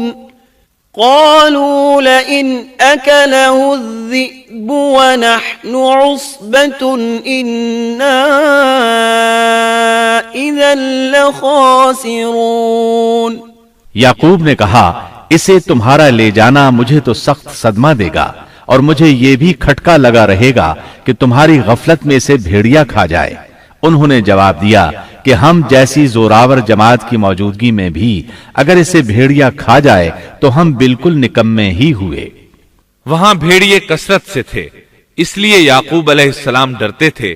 بیٹوں کے بار بار اصرار پر یعقوب علیہ السلام یوسف علیہ السلام کو ان کے ساتھ بھیجنے پر رضامند ہو گئے۔ اللہ تعالیٰ آیت 15 میں فرماتے ہیں فَلَمَّا ذَهَبُوا بِهِ وَأَجْمَعُوا أَن يَجْعَلُوهُ فِي غَيَابَتِ الْجُبِّ وَأَوْحَيْنَا إِلَيْهِ لَتُنَبِّئَنَّهُم بِأَمْرِهِمْ هَذَا وَهُمْ لَا يَشْعُرُونَ۔ پھر جب اسے لے چلے اور سب نے مل کر ٹھان لیا کہ اسے غیر آباد گہرے کنویں کی تہ میں پھینک دیں، ہم نے یوسف کی طرف وحی کی کہ یقیناً وقت آ رہا ہے کہ تو انہیں اس ماجرے کی خبر اس حال میں دے گا کہ وہ جانتے ہی نہ ہوں گے۔ بعض روایات کے مطابق انہوں نے راستے میں یوسف علیہ السلام کو مارا پیٹا، برا بھلا کہا، اور ایسا کرنا ان کے لیے معمولی بات تھی کیونکہ وہ تو قتل کے درپے تھے۔ آخر کار کنویں کے پاس پہنچے اور مشورے کے مطابق انہیں کنویں میں ڈال دیا۔ یوسف علیہ السلام کنویں میں ایک پتھر پر گرے، یعنی پانی میں نہ گرے۔ آپ اس پتھر پر بیٹھ گئے۔ اللہ تعالیٰ کی طرف سے انہیں تسلی دی گئی کہ آپ پریشان نہ ہوں، بہت جلد آپ کنویں سے نکلیں گے اور انہیں ان کے اس گھناؤنے فعل کے بارے میں بتلائیں گے، اور انہیں اس بات کا گمان بھی نہیں ہوگا کہ ایسا وقت بھی آئے گا۔ یوسف علیہ السلام کو کنویں میں ڈالنے کے بعد انہوں نے گھر جانے کی تیاری کی۔ آیت نمبر 16 میں آتا ہے وَجَاءُوا أَبَاهُمْ عِشَاءً يَبْكُونَ، اور عشاء کے وقت وہ سب اپنے باپ کے پاس روتے ہوئے پہنچے۔ امام عامش قاضی شرح رحمت اللہ علیہ کی مجلس میں بیٹھے تھے۔ ایک عورت آئی، اس کا ایک آدمی سے جھگڑا تھا، وہ بہت شدت سے رو رہی تھی۔ عامش بولے، آپ دیکھتے نہیں یہ کس بری طرح رو رہی ہے؟ ان کا مطلب یہ تھا کہ یہ سچی ہے۔ قاضی شرح فرمانے لگے، یوسف علیہ السلام کے بھائی رات کو روتے ہوئے اپنے باپ کے پاس آئے تھے، پس فیصلہ رونے پر نہیں انصاف پر ہونا چاہیے۔ اب یوسف علیہ السلام کے بھائیوں نے باپ کو تفصیل سنائی۔ اللہ تعالیٰ اس کا ذکر آیت 17 میں فرماتے ہیں قالوا يا أبانا إنا ذهبنا نستبق وتركنا يوسف عند متاعنا فأكله الذئب وما أنت بمؤمن لنا ولو كنا صادقين۔ اور کہنے لگے کہ ابا جی ہم تو آپس میں دوڑ میں لگ گئے اور یوسف کو ہم نے سامان کے پاس چھوڑا، پس اسے بھیڑیا کھا گیا۔ آپ تو ہماری بات نہیں مانیں گے، گو ہم بالکل سچے ہی ہوں۔ سو انہوں نے یہ بات بتائی، لیکن اس سے جھوٹ صاف ظاہر ہو رہا تھا، جیسا کہ اگلی آیت میں ہے وَجَاءُوا عَلَى قَمِيصِهِ بِدَمٍ كَذِبٍ، اور یوسف کے کرتے کو جھوٹ موڑ کے خون سے خون آلود بھی کر لائے تھے۔ ابن عباس رضی اللہ عنہما فرماتے ہیں کہ انہوں نے بکری ذبح کی اور یوسف علیہ السلام کی قمیص پر اس کا خون مل لیا اور خون میں لت پت قمیص یعقوب علیہ السلام کے پاس لے آئے۔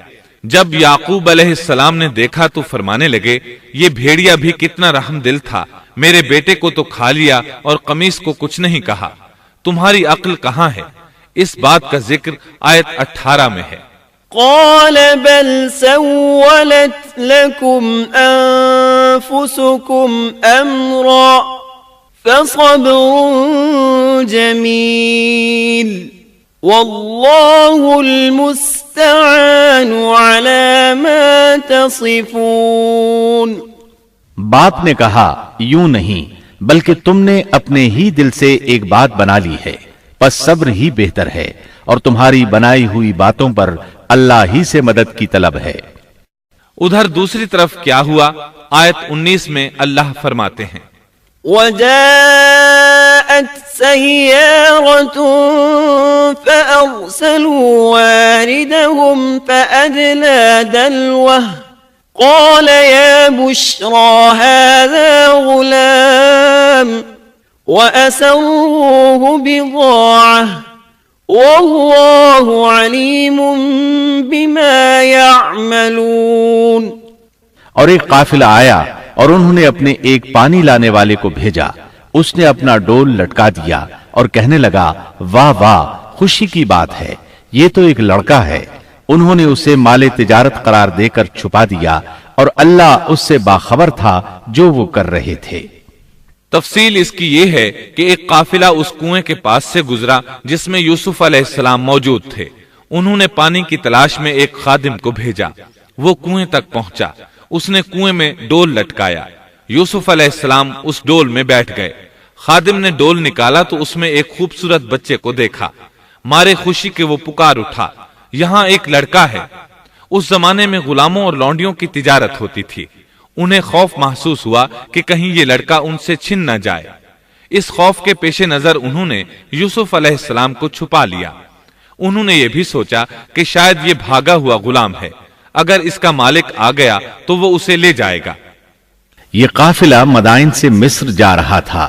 جب یہ مصر پہنچے تو انہوں نے یوسف علیہ السلام کو معمولی قیمت میں فروخت کر دیا۔ معمولی قیمت میں فروخت کرنے کی جلدی بھی انہوں نے اسی خیال کے تحت کی کہ کہیں اس کا مالک نہ آ جائے۔ ابن عباس رضی اللہ عنہما فرماتے ہیں کہ انہوں نے یوسف علیہ السلام کو صرف 20 درہم میں بیچ دیا، اور یہ نہایت معمولی قیمت تھی۔ آیت نمبر 21 میں ہے وقال الذي اشتراه من مصر لامرأته أكرمي مثواه عسى أن ينفعنا أو نتخذه ولدا۔ مصر والوں میں سے جس نے اسے خریدا تھا اس نے اپنی بیوی سے کہا کہ اسے بہت عزت و احترام کے ساتھ رکھو، بہت ممکن ہے کہ یہ ہمیں فائدہ پہنچائے یا اسے ہم اپنا بیٹا ہی بنا لیں۔ یہ شخص مصر کا وزیر خزانہ تھا، بے اولاد تھا۔ اس نے سوچا شاید یہ لڑکا بڑا ہو کر اچھا انسان بنے، لہٰذا کیوں نہ ہم اسے بیٹا بنا لیں۔ اس طرح یوسف علیہ السلام وزیر خزانہ کے گھر پلے بڑھے۔ وزیر خزانہ عزیز مصر کہلاتا تھا۔ عزیز نے آپ کو بیٹوں کی طرح رکھا۔ آپ کچھ بڑے ہوئے تو شاہی محل کی دیکھ بھال آپ کے ذمہ لگا دی گئی، شاہی محل کے تمام اختیارات آپ کے سپرد کر دیے گئے۔ اللہ تعالیٰ آیت 21 اور 22 میں فرماتے ہیں وَكَذَلِكَ مَكَّنَّا لِيُوسُفَ فِي الْأَرْضِ وَلِنُعَلِّمَهُ مِن تَأْوِيلِ الْأَحَادِيثِ وَاللَّهُ غَالِبٌ عَلَى أَمْرِهِ وَلَكِنَّ أَكْثَرَ النَّاسِ لَا يَعْلَمُونَ۔ وَلَمَّا بَلَغَ أَشُدَّهُ آتَيْنَاهُ حُكْمًا وَعِلْمًا وَكَذَلِكَ نَجْزِي الْمُحْسِنِينَ۔ یوں ہم نے مصر کی سرزمین میں یوسف کا قدم جما دیا کہ ہم اسے خواب کی تعبیر کا کچھ علم سکھا دیں۔ اللہ اپنے ارادے پر غالب ہے، لیکن اکثر لوگ بے علم ہوتے ہیں۔ اور جب یوسف پختگی کی عمر کو پہنچ گئے تو ہم نے اسے قوت فیصلہ اور علم دیا۔ ہم نیک کاروں کو اسی طرح بدلہ دیتے ہیں۔ یوسف علیہ السلام بہت پاکیزہ اور توحید والے ماحول میں پروان چڑھے۔ گھر کا سارا انتظام انہی کے ہاتھ میں تھا۔ آپ بہت بصیرت اور سوجھ بوجھ سے گھر کا نظام چلا رہے تھے۔ ابھی عزیز مصر کی بیوی نے آپ کو گمراہ کرنے کی کوشش نہیں کی تھی کہ حلم، علم اور بصیرت کی صفات آپ میں موجود تھیں۔ مفسرین لکھتے ہیں جب یوسف علیہ السلام کی عمر 17-18 سال کی ہوئی تو جوانی کے ساتھ ان کے حسن میں مزید اضافہ ہوا۔ حسن یوسف واقعی بے مثال تھا۔ نبی اکرم صلی اللہ علیہ وسلم فرماتے ہیں، معراج کی رات میری ملاقات یوسف علیہ السلام سے ہوئی۔ ایسا لگتا تھا کہ دنیا کا نصف حسن یوسف علیہ السلام کو ملا ہے۔ مفسرین اس کی وضاحت کرتے ہیں کہ حسن کو اللہ تعالیٰ نے 2 حصوں میں تقسیم کیا ہے۔ آدھا حسن یوسف علیہ السلام کو دیا اور آدھا باقی ساری مخلوق میں تقسیم کر دیا۔ اللہ اکبر، یہ ہے حسن یوسف۔ اور جب یوسف کے حسن کی کیفیت یہ ہے تو پھر اس کے خالق کے کیا کہنے۔ جب عزیز مصر کی بیوی نے ان کا حسن دیکھا تو بے اختیار ہو گئی، اس کے اندر ہیجان پیدا ہوا۔ اس نے یوسف علیہ السلام سے بدکاری کا ارادہ کر لیا، ان کے ساتھ لطف و عنایت کا سلسلہ شروع کر دیا اور پھسلانے کے جتنے طریقے ہو سکتے تھے وہ اختیار کیے۔ ناز و نخرے کے ساتھ اس سے پیش آنے لگی۔ اللہ آیت 23 میں فرماتے ہیں، وراودته التي هو في بيتها عن نفسه وغلقت الأبواب وقالت هيت لك قال معاذ الله إنه ربي أحسن مثواي انہو لا یفلح الظالمون۔ اس عورت نے جس کے گھر میں یوسف تھے یوسف کو بہلانا پھسلانا شروع کیا کہ وہ اپنے نفس کی نگرانی چھوڑ دے اور دروازے بند کر کے کہنے لگی، لو آ جاؤ۔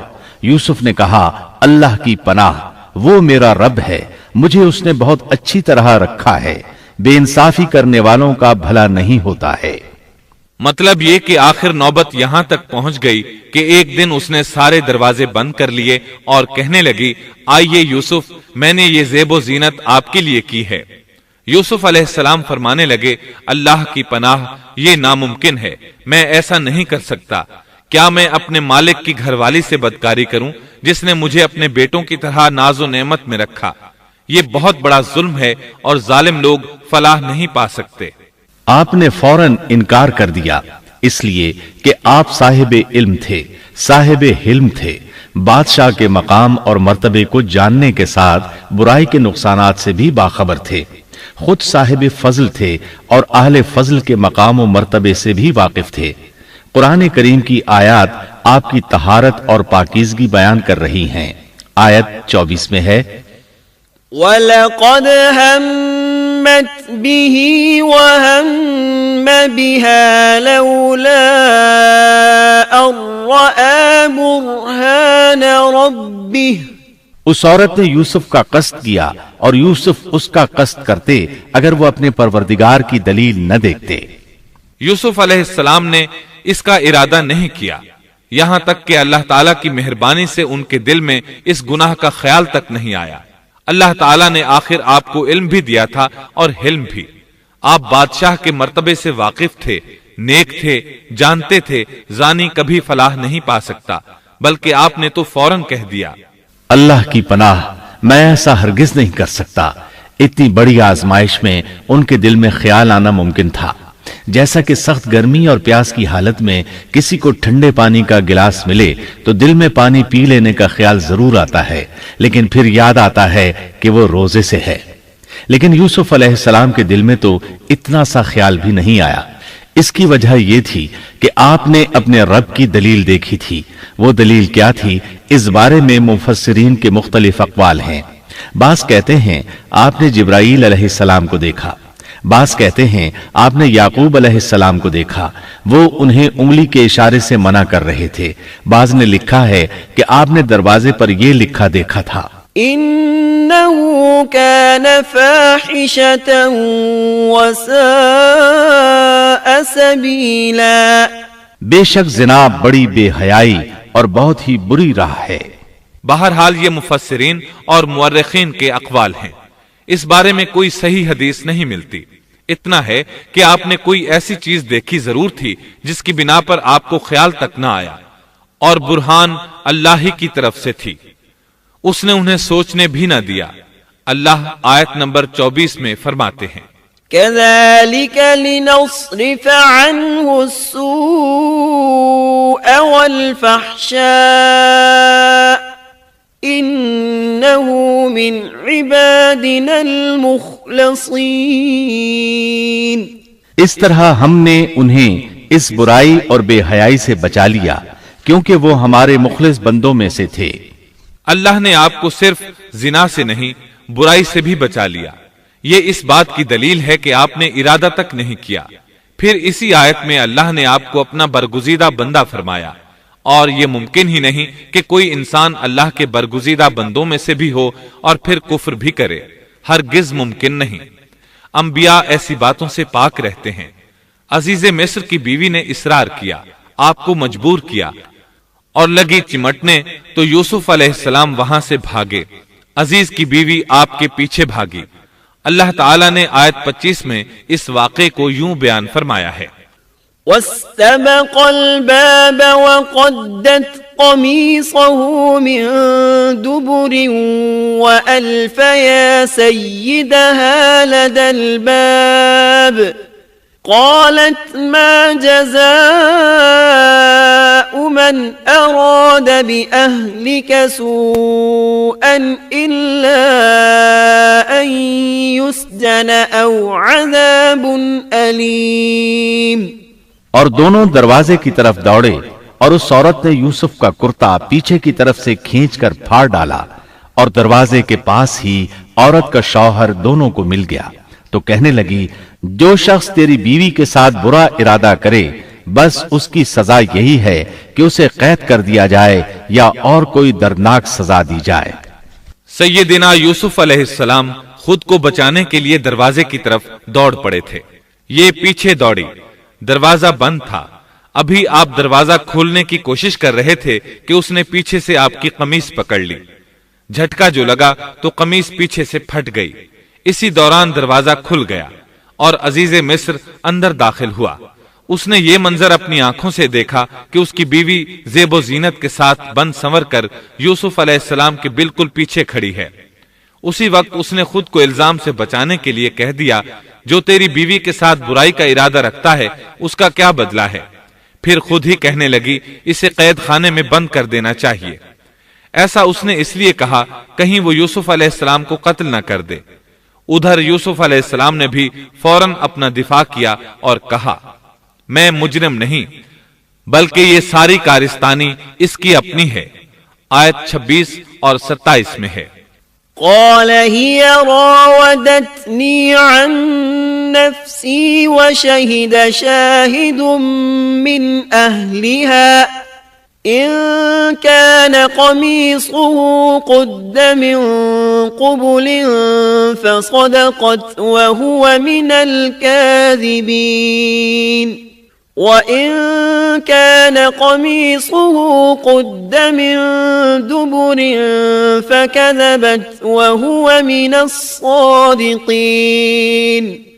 یوسف نے کہا، یہ عورت ہی مجھے پھسلا رہی تھی، اور عورت کے قبیلے ہی کے ایک شخص نے گواہی دی کہ اگر اس کا کرتا آگے سے پھٹا ہوا ہو تو عورت سچی ہے اور یوسف جھوٹ بولنے والوں میں سے ہے، اور اگر اس کا کرتا پیچھے کی جانب سے پھٹا ہوا ہو تو عورت جھوٹی ہے اور یوسف سچوں میں سے ہے۔ یہ گواہ کون تھا؟ اس بارے میں دو قسم کی روایات ہیں۔ پہلی روایت یہ ہے کہ وہ دودھ پیتا بچہ تھا، اس نے کہا کہ اس عورت نے بہکایا ہے اور یہ اللہ کا معجزہ تھا۔ دوسری روایت یہ ہے کہ عزیز مصر کے ساتھ اس کا چچا زاد تھا، اس نے کہا قمیص دیکھو کہاں سے پھٹی ہے، پیچھے سے پھٹی ہے تو یوسف سچے، اور آگے سے پھٹی ہے تو پھر وہ سچی ہے، یوسف جھوٹے ہیں۔ آیت نمبر 28 میں آتا ہے، فَلَمَّا رَأَى قَمِيصَهُ قُدَّ مِن دُبُرٍ قَالَ إِنَّهُ مِن كَيْدِكُنَّ إِنَّ كَيْدَكُنَّ عَظِيمٌ۔ سو جب خاوند نے دیکھا کہ یوسف کا کرتا پیٹھ کی جانب سے پھٹا ہوا ہے تو صاف کہہ دیا کہ یہ تو عورتوں کی چال بازی ہے، بے شک تمہاری چال بازی بہت بڑی ہے۔ سید قطب کہتے ہیں، عزیز مصر ان لوگوں میں سے تھا جن کے نزدیک شرف کی کوئی قیمت نہیں تھی، اگر اس میں غیرت ہوتی تو اس کا خون کھولتا، وہ عورت پر برہم ہوتا، لیکن اس نے غصے کے بغیر کہا۔ آیت 29 میں ہے، يوسف أعرض عن هذا واستغفري لذنبك إنك كنت من الخاطئين۔ یوسف اب اس بات کو جانے دو، اور اے عورت تو اپنے گناہ سے توبہ کر، بے شک تو گناہگاروں میں سے ہے۔ اس کے علاوہ اس نے کوئی اور بات نہ کی، یہاں تک کہ یوسف علیہ السلام کو گھر ہی میں رہنے دیا، جدا بھی نہ کیا۔ لیکن پھر یہ خبر شہر میں آگ کی طرح پھیل گئی، عورتیں طرح طرح کی باتیں کرنے لگیں، لوگ عزیز مصر کی بیوی کو تانے دینے لگے۔ آیت 30 میں ہے، وقال نسوة في المدينة امرأة العزيز تراود فتاها عن نفسه قد شغفها حبا إنا لنراها في ضلال مبين۔ اور شہر کی عورتوں میں چرچا ہونے لگا کہ عزیز مصر کی بیوی اپنے جوان غلام کو اپنا مطلب نکالنے کے لیے بہلانے پھسلانے میں لگی رہتی ہے، اس کے دل میں یوسف کی محبت بیٹھ گئی ہے، ہمارے خیال میں تو وہ سری گمراہی میں ہے۔ یہ چرچا ہونے لگا کہ عزیز مصر کی بیوی ایک غلام کے ساتھ برائی پر تل گئی، اگر کسی آزاد کے ساتھ ایسا کرتی تو معاملہ اور تھا، غلام سے محبت کر بیٹھی، یہ تو اس نے بے وقوفی کی انتہا کر دی، اس طرح اسے خوب برا بھلا کہا گیا۔ یہ خبر عزیز مصر کی بیوی تک بھی پہنچ گئی۔ آیت 31 میں ہے، فلما سمعت بمكرهن أرسلت إليهن وأعتدت لهن متكئا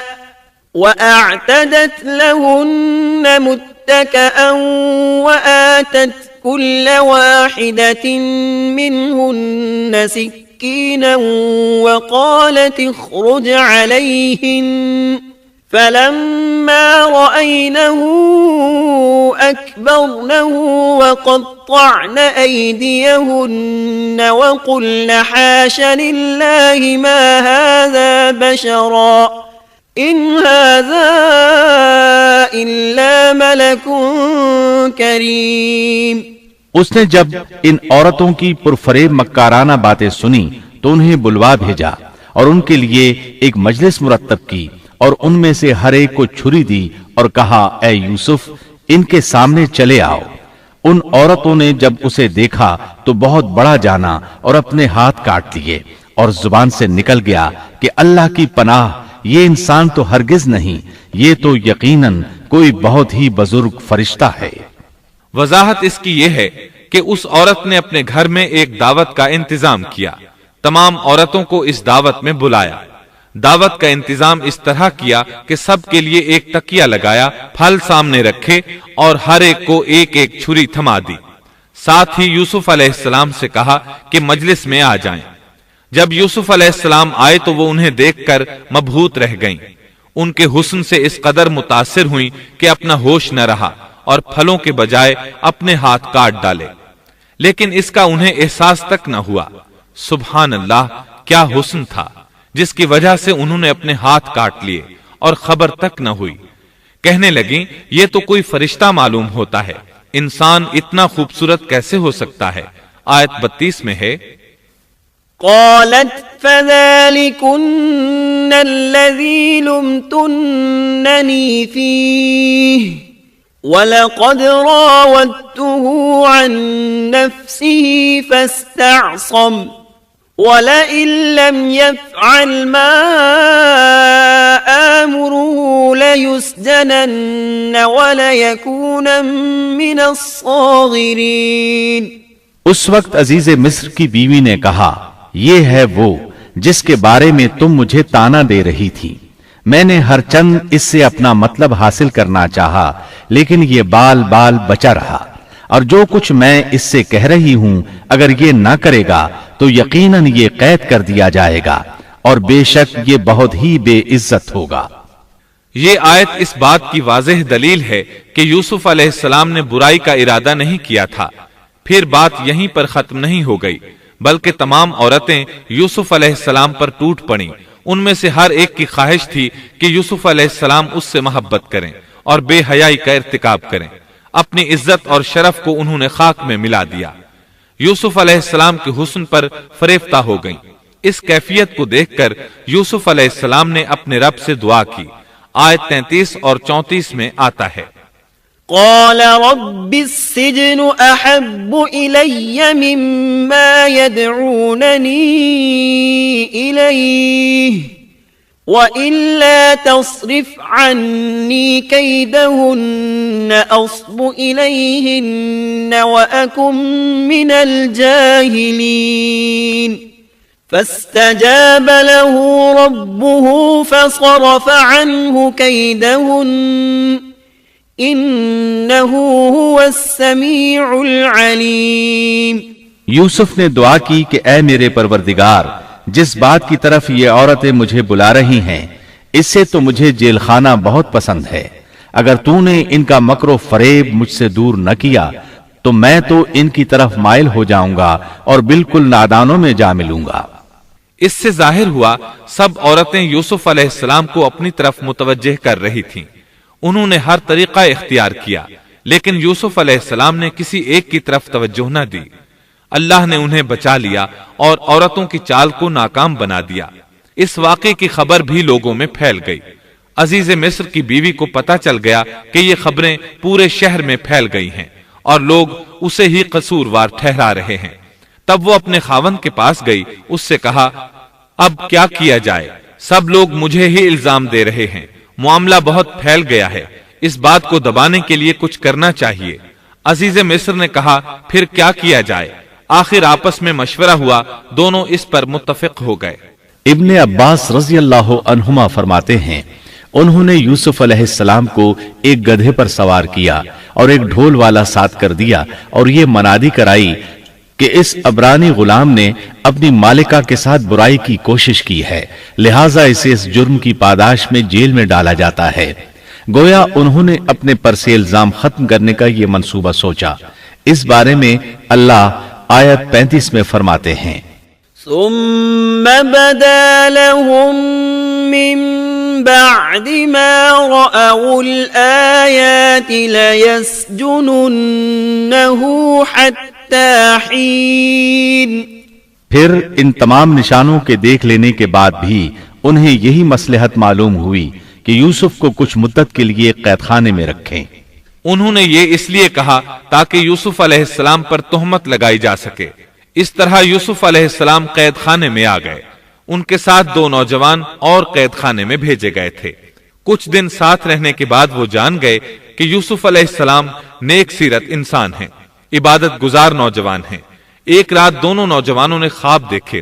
صبح ہوئی تو دونوں یوسف علیہ السلام کے پاس گئے اور اپنا اپنا خواب سنایا۔ قرآن کریم آیت 36 میں اس کو یوں بیان کرتا ہے، قال احدهما انی ارانی اعصر خمرا وقال الآخر انی ارانی احمل فوق رأسی خبزا تأکل الطیر منه نبئنا بتأويله إنا نراك من المحسنين۔ اس کے ساتھ ہی 2 اور جوان بھی جیل خانے میں داخل ہوئے۔ ان میں سے ایک نے کہا کہ میں نے خواب میں اپنے آپ کو شراب نچوڑتے دیکھا ہے، اور دوسرے نے کہا میں نے اپنے آپ کو دیکھا ہے کہ میں اپنے سر پر روٹی اٹھائے ہوئے ہوں جسے پرندے کھا رہے ہیں۔ ہمیں آپ اس کی تعبیر بتائیے، ہمیں تو آپ خوبیوں والے شخص دکھائی دیتے ہیں۔ قید خانے کے قیدی بھی جان چکے تھے کہ یوسف علیہ السلام نیک ہیں۔ آپ نے سوچا یہ دین کی دعوت دینے کا بہترین موقع ہے۔ انہوں نے جو کچھ ان سے کہا وہ آیت نمبر 37 اور 38 میں اس طرح آیا ہے، قال لا يأتيكما طعام ترزقانه إلا نبأتكما بتأويله قبل أن يأتيكما ذلكما مما علمني ربي إني تركت ملة قوم لا يؤمنون بالله وهم بالآخرة هم كافرون۔ واتبعت ملة آبائي إبراهيم وإسحاق ويعقوب ما كان لنا أن نشرك بالله من شيء ذلك من فضل الله علينا وعلى الناس ولكن أكثر الناس لا يشكرون۔ یوسف نے کہا تمہیں جو کھانا دیا جاتا ہے اس کے تمہارے پاس پہنچنے سے پہلے ہی میں تمہیں اس کی تعبیر بتلا دوں گا۔ یہ سب اس علم کی بدولت ہے جو مجھے میرے رب نے سکھایا ہے۔ میں نے ان لوگوں کا مذہب چھوڑ دیا ہے جو اللہ پر ایمان نہیں رکھتے اور آخرت کے بھی منکر ہیں۔ میں اپنے باپ دادوں کے دین کا پابند ہوں، یعنی ابراہیم، اسحاق اور یعقوب کے دین کا۔ ہمیں ہرگز یہ سزاوار نہیں کہ ہم اللہ کے ساتھ کسی کو بھی شریک کریں۔ ہم پر اور تمام اور لوگوں پر اللہ کا یہ خاص فضل ہے، لیکن اکثر لوگ ناشکری کرتے ہیں۔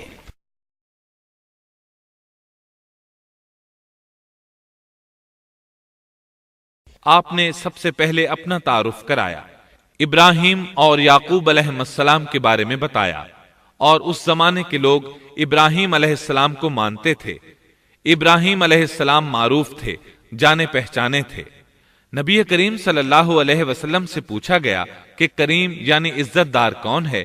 آپ نے فرمایا عزت دار کے بیٹے، عزت دار کے پوتے اور عزت دار کے پڑ پوتے، یعنی یوسف بن یعقوب بن اسحاق بن ابراہیم علیہ السلام۔ مطلب یہ کہ 4 پشتوں تک نبوت کی فضیلت یوسف علیہ السلام کے سوا کسی کے حصے میں نہیں آئی۔ یہ عزت اور بزرگی کی انتہا ہے۔ آپ نے اپنے دین کا تعارف کرانے کے بعد ان سے جو کچھ کہا وہ آیت 39 اور 40 میں آتا ہے۔ يا صاحبي السجن أأرباب متفرقون خير أم الله الواحد القهار ما تعبدون من دونه إلا أسماء سميتموها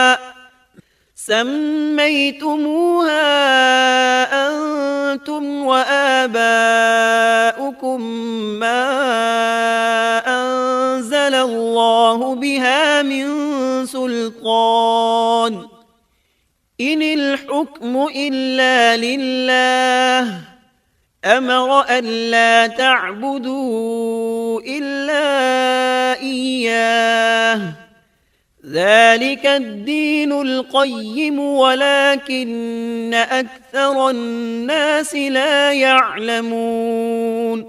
اے میرے قید کے ساتھیو، کیا بھلا کئی جدا جدا پروردگار بہتر ہیں یا ایک اللہ زبردست طاقتور؟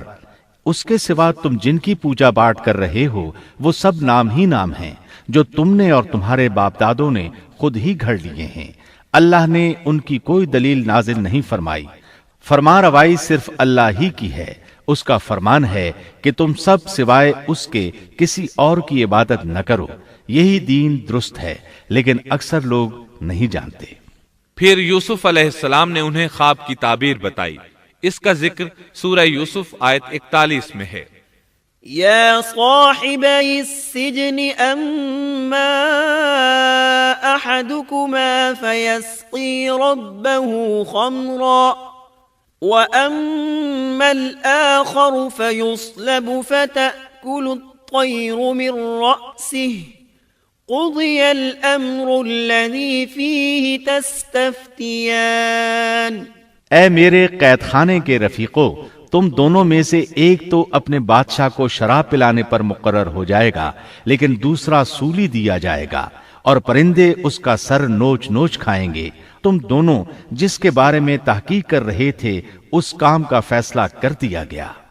تعبیر سن کر وہ قیدی کہنے لگے، ہم نے اس طرح خواب نہیں دیکھا۔ جس کے قتل کی تعبیر بتائی گئی تھی وہ تو خاص طور پر کہنے لگا، میں نے یہ خواب نہیں دیکھا۔ اس پر یوسف علیہ السلام نے فرمایا، یہ اللہ کا فیصلہ ہے، تبدیل نہیں ہو سکتا۔ پھر آپ نے دوسرے قیدی سے فرمایا، وقال للذي ظن أن أنه ناج منهما اذكرني عند ربك فأنساه الشيطان ذكر ربه فلبث في السجن بضع سنين۔ اور جس کی نسبت یوسف کا گمان تھا کہ ان دونوں میں سے یہ چھوٹ جائے گا، اس سے کہا کہ اپنے بادشاہ سے میرا ذکر بھی کر دینا۔ پھر اسے شیطان نے اپنے بادشاہ سے ذکر کرنا بھلا دیا اور یوسف نے کئی سال قید خانے ہی میں کاٹے۔ پھر اسی طرح ہوا، ایک کو پھانسی پر چڑھا دیا گیا، دوسرا بادشاہ کو شراب پلانے پر مقرر ہوا، لیکن وہ یوسف علیہ السلام کا ذکر کرنا بھول گیا۔ اللہ تعالیٰ آیت 42 میں فرماتے ہیں فَأَنسَاهُ الشَّيْطَانُ، شیطان نے اسے بھلا دیا۔ اس آیت کی تفسیر بعض مفسرین نے یہ کی ہے کہ شیطان نے یوسف علیہ السلام کو اپنے رب یعنی اللہ تعالیٰ کی یاد سے غافل کر دیا، اور انہوں نے ایک بندے سے چاہا کہ وہ اپنے رب یعنی شاہ مصر سے ان کا تذکرہ کر کے ان کی رہائی کی کوشش کرے، اس لیے اللہ تعالیٰ نے ان کو یہ سزا دی کہ وہ کئی سال تک جیل میں پڑے رہے۔ یہ تفسیر بالکل غلط ہے۔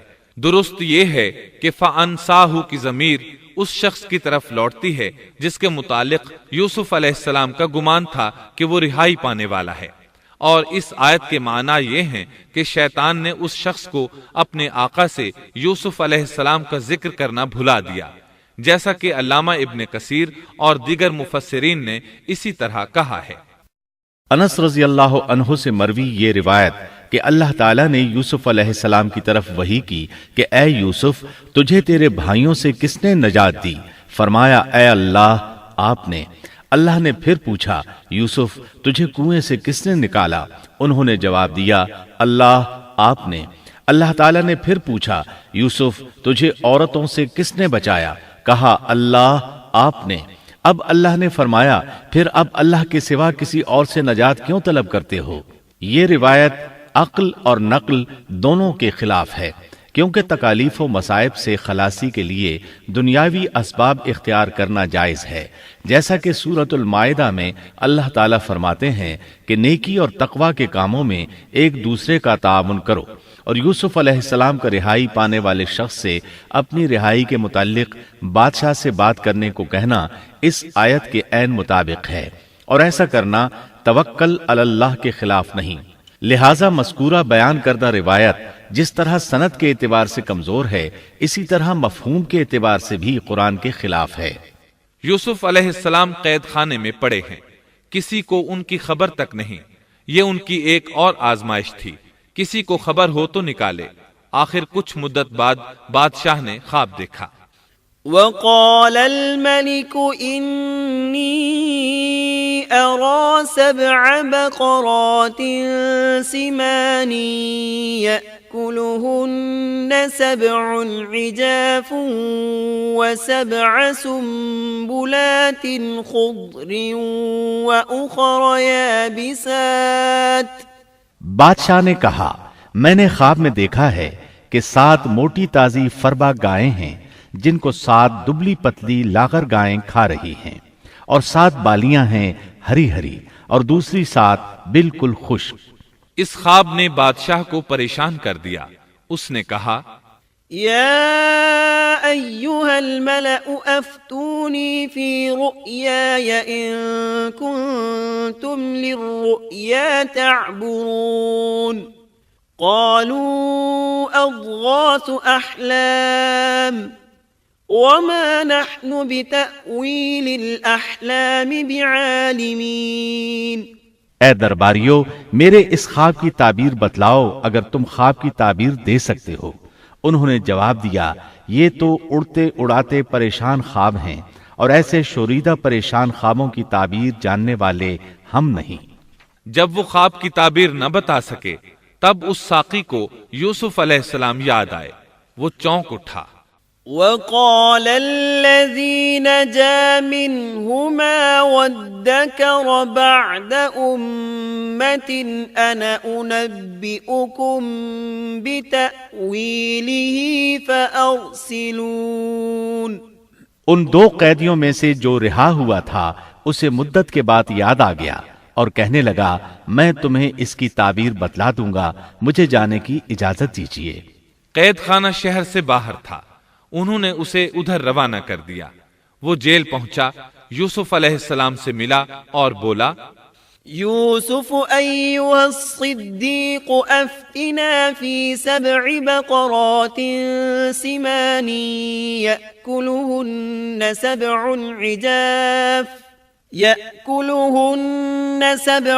عجاف و7 سنبلات خضر وأخر يابسات لعلي أرجع إلى الناس لعلهم يعلمون۔ اے یوسف، اے بہت بڑے سچے، آپ ہمیں اس خواب کی تعبیر بتلائیے کہ 7 موٹی تازی گائیں ہیں جنہیں 7 دبلی پتلی گائیں کھا رہی ہیں، اور 7 بالکل سبز خوشے ہیں، اور 7 ہی دوسرے بالکل خشک ہیں، تاکہ میں واپس جا کر ان لوگوں سے کہوں تاکہ وہ سب جان لیں۔ تب یوسف علیہ السلام نے خواب کی تعبیر بتائی۔ قال تزرعون 7 سنين دأبا فما حصدتم فذروه في سنبله إلا قليلا مما تأكلون ثم يأتي من بعد ذلك 7 شداد يأكلن ما قدمتم لهن إلا قليلا مما تحصنون۔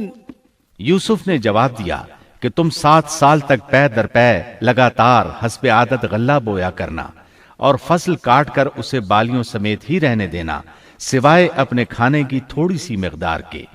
اس کے بعد 7 سال نہایت سخت قحط کے آئیں گے، وہ اس غلے کو کھا جائیں گے جو تم نے ان کے لیے ذخیرہ رکھ چھوڑا تھا، سوائے اس تھوڑے سے غلے کے جو تم محفوظ کر کے رکھو گے۔ آپ نے صرف خواب کی تعبیر نہیں بتائی بلکہ علاج بھی بتایا۔ اس کے بعد ایک اور بات بھی بتائی۔ ثم يأتي من بعد ذلك عام فيه يغاث الناس وفيه يعصرون۔ اس کے بعد جو سال آئے گا اس میں لوگوں پر خوب بارش برسائی جائے گی، اور وہ اس میں شیرہ انگور بھی خوب نچوڑیں گے۔ ساقی بہت تیزی سے واپس گیا، بادشاہ کو پوری تفصیل بتائی۔ تب بادشاہ نے کہا، یوسف کو میرے پاس لاؤ۔ بادشاہ کا قاصد واپس آیا اور آپ سے کہا، بادشاہ آپ کو بلا رہا ہے۔ یوسف علیہ السلام نے کہا، میں قید خانے سے نہیں نکلوں گا۔ نبی کریم صلی اللہ علیہ وسلم فرماتے ہیں، اللہ یوسف علیہ السلام پر رحم فرمائے، انہوں نے کس حد تک صبر کیا۔ ان کی جگہ میں ہوتا اور مجھے قید خانے سے نکلنے کے لیے کہا جاتا تو میں فوراً باہر نکل جاتا۔ 7 سال تک قید میں رہنے کے بعد اگر کوئی قیدی سے باہر نکلنے کے لیے کہے اور وہ باہر نکلنے سے انکار کر دے تو یہ بات عجیب ہی لگ سکتی تھی، لیکن یوسف علیہ السلام ہر طرح سے بری ہو کر نکلنا چاہتے تھے۔ چنانچہ آپ نے کہا، ارجع إلى ربك فاسأله ما بال النسوة اللاتي قطعن أيديهن إن ربي بكيدهن عليم۔ یوسف نے کہا، اپنے بادشاہ کے پاس واپس جا اور اس سے پوچھ کہ ان عورتوں کا حقیقی واقعہ کیا ہے جنہوں نے اپنے ہاتھ کاٹ لیے تھے۔ ان کے ہیلے کو صحیح طور پر جاننے والا میرا پروردگار ہی ہے۔ قاصد واپس آیا، اس نے بادشاہ کو یوسف کا جواب سنایا۔ اب بادشاہ نے ان عورتوں کو جمع کیا اور کہا، قال ما خطبكن إذ راوتن يوسف عن نفسه قلنا حاش لله ما علمنا عليه من سوء قالت امرأة العزيز الآن حصحص الحق أنا راودته عن نفسه وإنه لمن الصادقين ذلك ليعلم أني لم أخنه بالغيب وأن الله لا يهدي كيد الخائنين وما أبرئ نفسي إن النفس لأمارة بالسوء إلا ما رحم ربي إن ربي غفور رحيم۔ بادشاہ نے پوچھا، اے عورتو، اس وقت کا صحیح واقعہ کیا ہے جب تم داؤ فریب کر کے یوسف کو اس کی دلی منشا سے بہکانا چاہتی تھی؟ انہوں نے صاف جواب دیا کہ معاذ اللہ، ہم نے یوسف میں کوئی برائی نہیں پائی۔ پھر تو عزیز مصر کی بیوی بھی بول اٹھی کہ اب تو حق سچ واضح ہو گیا ہے، میں نے ہی اسے ورغلایا تھا اس کے جی سے، اور یقیناً وہ سچوں میں سے ہے۔ یوسف نے کہا، یہ اس واسطے کہ عزیز مصر جان لے کہ میں نے اس کی پیٹھ پیچھے اس کی خیانت نہیں کی، اور یہ بھی کہ اللہ دغابازوں کے ہتھ کنڈے چلنے نہیں دیتا۔ میں اپنے نفس کی پاکیزگی بیان نہیں کرتا، بے شک نفس تو برائی پر ابھارنے والا ہی ہے، مگر یہ کہ میرا پروردگار ہی اپنا رحم کرے، یقیناً میرا پالنے والا، بڑی بخشش کرنے والا اور بہت مہربانی فرمانے والا ہے۔ بعض مفسرین کے نزدیک یہ یوسف علیہ السلام کا قول ہے، اور یہ انہوں نے اس وقت کہا جب جیل میں ان کو یہ ساری تفصیل بتلائی گئی، یا بعض کے بقول بادشاہ کے پاس جا کر انہوں نے یہ کہا۔ بعض مفسرین کے نزدیک یہ بھی عزیز مصر کی بیوی ہی کا قول ہے، اور مطلب یہ ہے کہ یوسف کی غیر موجودگی میں بھی اسے غلط طور پر تہمت لگا کر خیانت کا ارتکاب نہیں کرتی، بلکہ امانت کے تقاضوں کو سامنے رکھتے ہوئے اپنی غلطی کا اعتراف کرتی ہوں۔ یا یہ مطلب ہے کہ میں نے یوسف کو پھسلانے کی کوشش ضرور کی، لیکن واقعہ یہ ہے کہ اپنے خاوند کی خیانت نہیں کی اور کسی بڑے گناہ میں واقع نہیں ہوئی۔ حافظ ابن کثیر نے اسی قول کو ترجیح دی ہے اور اسے سیاق و معانی کے اعتبار سے زیادہ مناسب اور موزوں قرار دیا ہے۔ آیت 54 میں اللہ تعالیٰ فرماتے ہیں، وقال الملك ائتوني به استخلصه لنفسي فلما كلمه قال إنك اليوم لدينا مكين أمين۔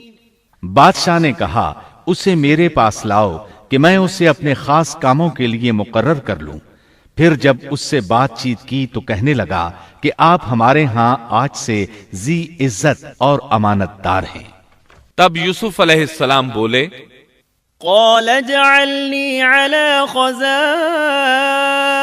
الأرض إني حفيظ عليم وكذلك مكنا ليوسف في الأرض يتبوأ منها حيث يشاء نصيب برحمتنا من نشاء ولا نضيع أجر المحسنين ولأجر الآخرة خير للذين آمنوا وكانوا يتقون۔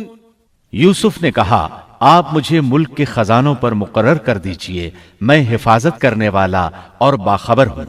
اسی طرح ہم نے یوسف کو ملک کا قبضہ دے دیا کہ وہ جہاں کہیں چاہے رہے سہے۔ ہم جسے چاہیں اپنی رحمت پہنچا دیتے ہیں۔ ہم نیکوکاروں کا ثواب ضائع نہیں کرتے۔ یقیناً ایمانداروں اور پرہیزگاروں کو اخروی اجر بہت ہی بہتر ہے۔ بادشاہ نے یوسف علیہ السلام کو ملک کا مکمل اختیار دے دیا، اور ایک روایت میں ہے اس نے کہا، یوسف، میرا اختیار اب صرف کرسی تک محدود ہے۔ اس طرح تمام معاملات یوسف علیہ السلام کے اختیار میں آ گئے اور خیر و برکت کے سال شروع ہو گئے۔ یوسف علیہ السلام نے ان سالوں سے خوب فائدہ اٹھایا۔ ہر طرف بھلائی ہی بھلائی ہو گئی، غلے کی فراوانی ہو گئی۔ جس طرح یوسف علیہ السلام چاہتے تھے اسی طرح خرچ کیا جاتا تھا۔